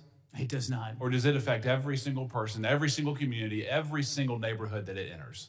Every single person, yes, absolutely. I find it quite alarming that we do not have even a minuscule percentage of the outrage that we have seen from the other side of the aisle as it relates to the plight that Americans have undergone because of illegal immigration and its harms than we do today when you all are trying to enforce the law. From our side of the aisle, again, I thank you. I hope you'll come back. This is a worthwhile conversation. It's a needed conversation. And Mr. Chairman, I yield back. Gentleman yields back to Mr. Van Epps. Mr. Van Epps, do you yield? Mr. Chairman, I yield. Gentleman yields. I now recognize gentleman from Colorado, Mr. Evans, for 5 minutes of questions. Thank you, Mr. Chairman. Thank you to the ranking member, of course, for this important conversation today. Thank you for the witnesses for taking your time to come and speak to us about these things. And first, I just want to commend everyone that's working in the Department of Homeland Security, in law enforcement and border security for all of the work that you've done to keep our country safe, keep our states safe, keep our communities safe. I spent 10 years as a police officer in the Denver metro area. I was in the U.S. Army and the Colorado Army National Guard for 12 years to include a combat deployment overseas to the Middle East as part of the global war on terror. And those experiences, coupled with what's happening in Colorado, have shown me how critically important this hearing is on global threats and things that are happening around the country and around the world, because we know the numbers. We know that every 15 days under the previous administration, more Americans lost their lives due to drugs, with most of that being fentanyl, than were killed in the entirety of the September 11th terrorist attacks. Somewhere around 400,000 Americans died under the previous administration as a result of the poison that's coming into our communities from these cartels, these organized criminals, these foreign terrorist organizations, and again, killing more people than Al-Qaeda could have ever dreamed of killing on American soil. And I saw it as a cop, I saw it as a soldier, and so I'm incredibly thankful for all of the work that's been done to secure our border and to crush these cartels, these criminals, these terrorist organizations. And somehow it sounds like there's been a lot of conversations and a lot of posters about names of folks from my colleagues on the other side of the aisle.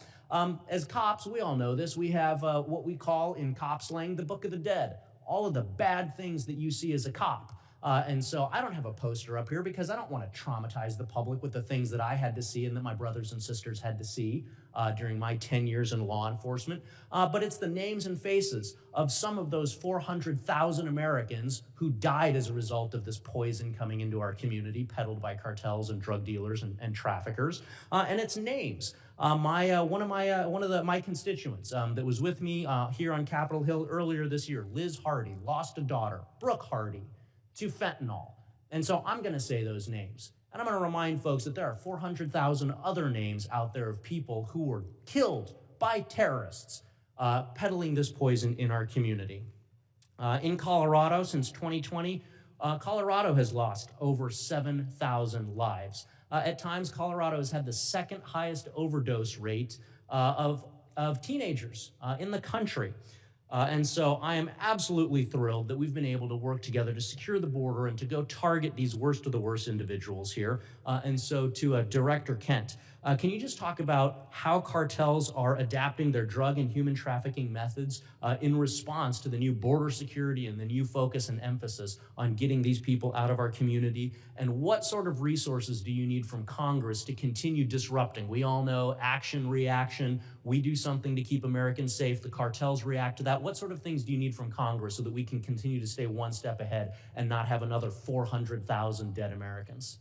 It's a great question. Because President Trump and Secretary Noem decisively secured the border, a lot of the fentanyl smuggling and drug smuggling is moving to the maritime environment on both coasts, whether that's in the Gulf of America, the Caribbean, or in the Pacific. So we're going to need a good deal more ISR, intelligence, surveillance, and reconnaissance platforms to cover that big and broad space so we can pick up these drug boats and take them off the battlefield. Thank you so much for that. So in addition to being a cop and a soldier for a combined 22 years, I am the only Latino from the Colorado delegation here in Washington, D.C., my district, 40% Hispanic.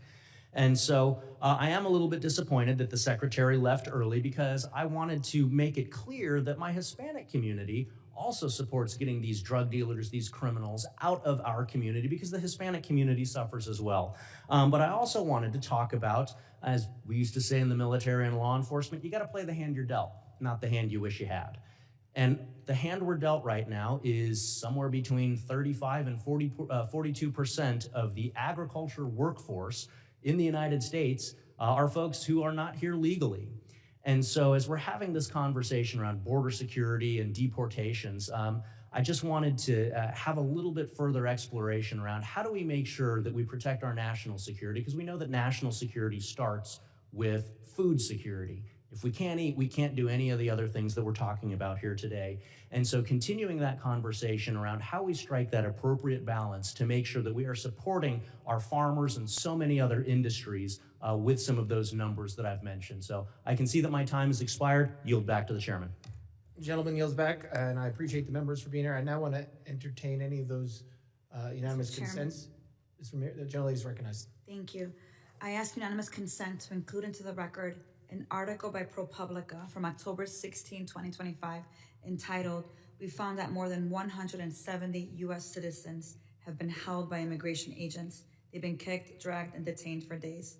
I'd also like to add an article by NBC News from December 7, 2025, entitled, "ICE has arrested nearly 75,000 people with no criminal records, data shows," and the letter that I sent on October 3rd requesting a meeting with Secretary Noem. Without objection.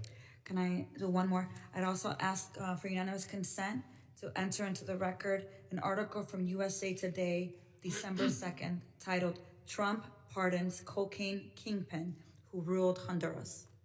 Without objection. Thank you. And last one, I'd like unanimous consent to be entered into the record a letter dated today, December 11th, after the conversation with the Secretary, with dates of availability in order to be able to meet with Secretary Noem. Without objection. Thank you. Gentleman yields. Any other? Mr. Chairman, I ask unanimous consent to enter record. Gentleman's recognized. You know, we've heard over and over again that Border Patrol would only target those people that were, in fact, dangerous criminals. We've seen since the time in New Orleans that less than 1/3 of those have been detained have been criminals. I'd like to submit in the record this article by the AP, which demonstrates the statistics that clearly show that these agents aren't, in fact, going after hardened criminals, but people who look a certain way. Mr. Chairman, I have one other item that I'd like to also show over and over again. DHS will be targeting dangerous criminals. And here's a second article that demonstrates, in fact, that the people that they're picking up, many of which are, in fact, U.S. citizens because they look a certain way. The central theme that I'm offering in these unanimous consent articles is you cannot singularly identify a place or person of origin by the way they look. Our Constitution protects us from that. This is a gross miscarriage of justice. Without objection. Gentleman yields. Closing. Gentleman is recognized. Thank you, Mr. Chairman. Mr. Chairman, This secretary abandoned her duty to testify at this committee hearing, and refusing to answer our question is unprecedented. No other secretary, even those under threat of impeachment, have just gotten up and walked out of a hearing when nearly half the members haven't even asked questions. On one level, you can't be surprised because she's failed to answer our letters and other requests for information. Secretary Noem did not even want to appear at all today. To add insult to injury, I'm told that when she left, she did not leave the building. She went to the anteroom. Furthermore, to ostensibly go to a FEMA council meeting for 1 o'clock. I understand on good information that the FEMA council meeting was canceled. So there was no need for her to go. She was a liar with no respect for congressional oversight. She joined FBI Director Kash Patel in telling the U.S. House Committee on Homeland Security to pound sand by getting up and walking out in the middle of the hearing.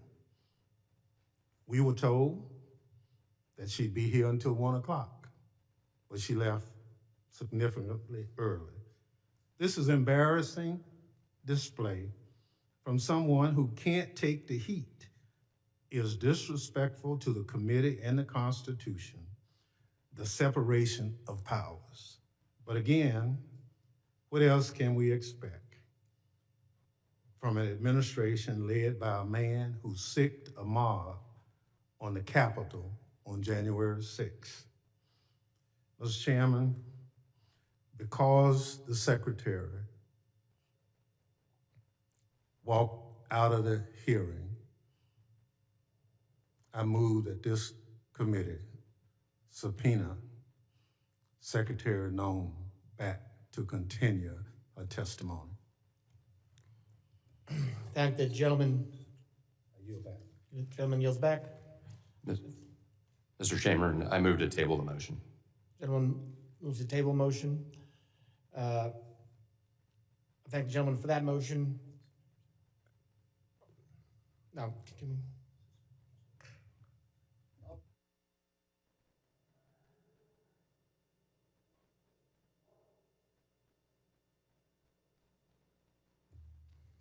The hearing has ended. We will entertain the motion. I would like to excuse the witnesses and thank them so they don't have to wait around for the vote. First, also thank the Capitol Police for being here today and doing a great job, and thank the witnesses for being here today. The hearing is on worldwide threats. I'm sorry we didn't get to focus a lot on that today.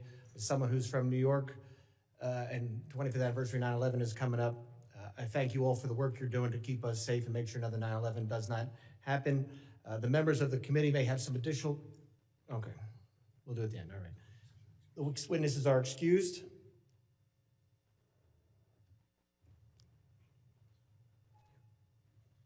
And on the motion to table, all those in favor say aye.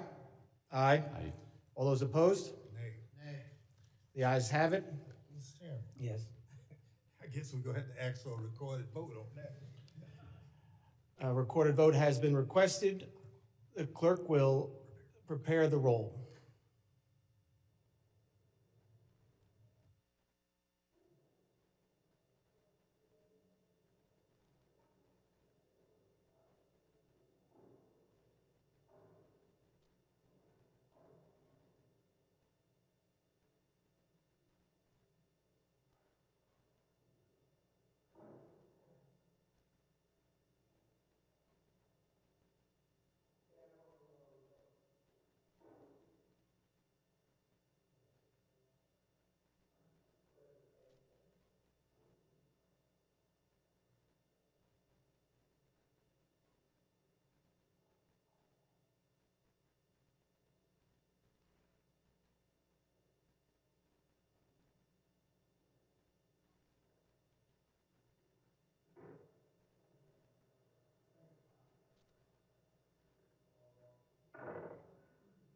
Mr. Chairman, can I just have a point of personal privilege to ask you a question? It's an easy one. It's a statement. It's a point of personal privilege.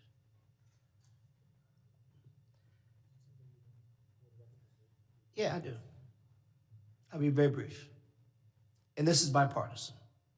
I promise you.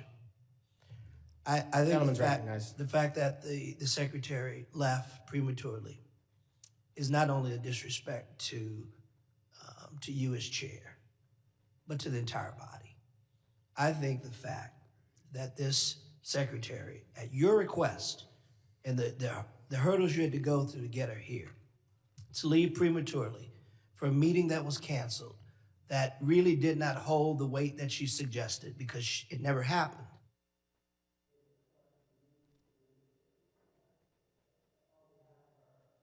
Somebody turned me off. I apologize to you, my friend. You deserve better. Thank you, gentlemen. Yield back.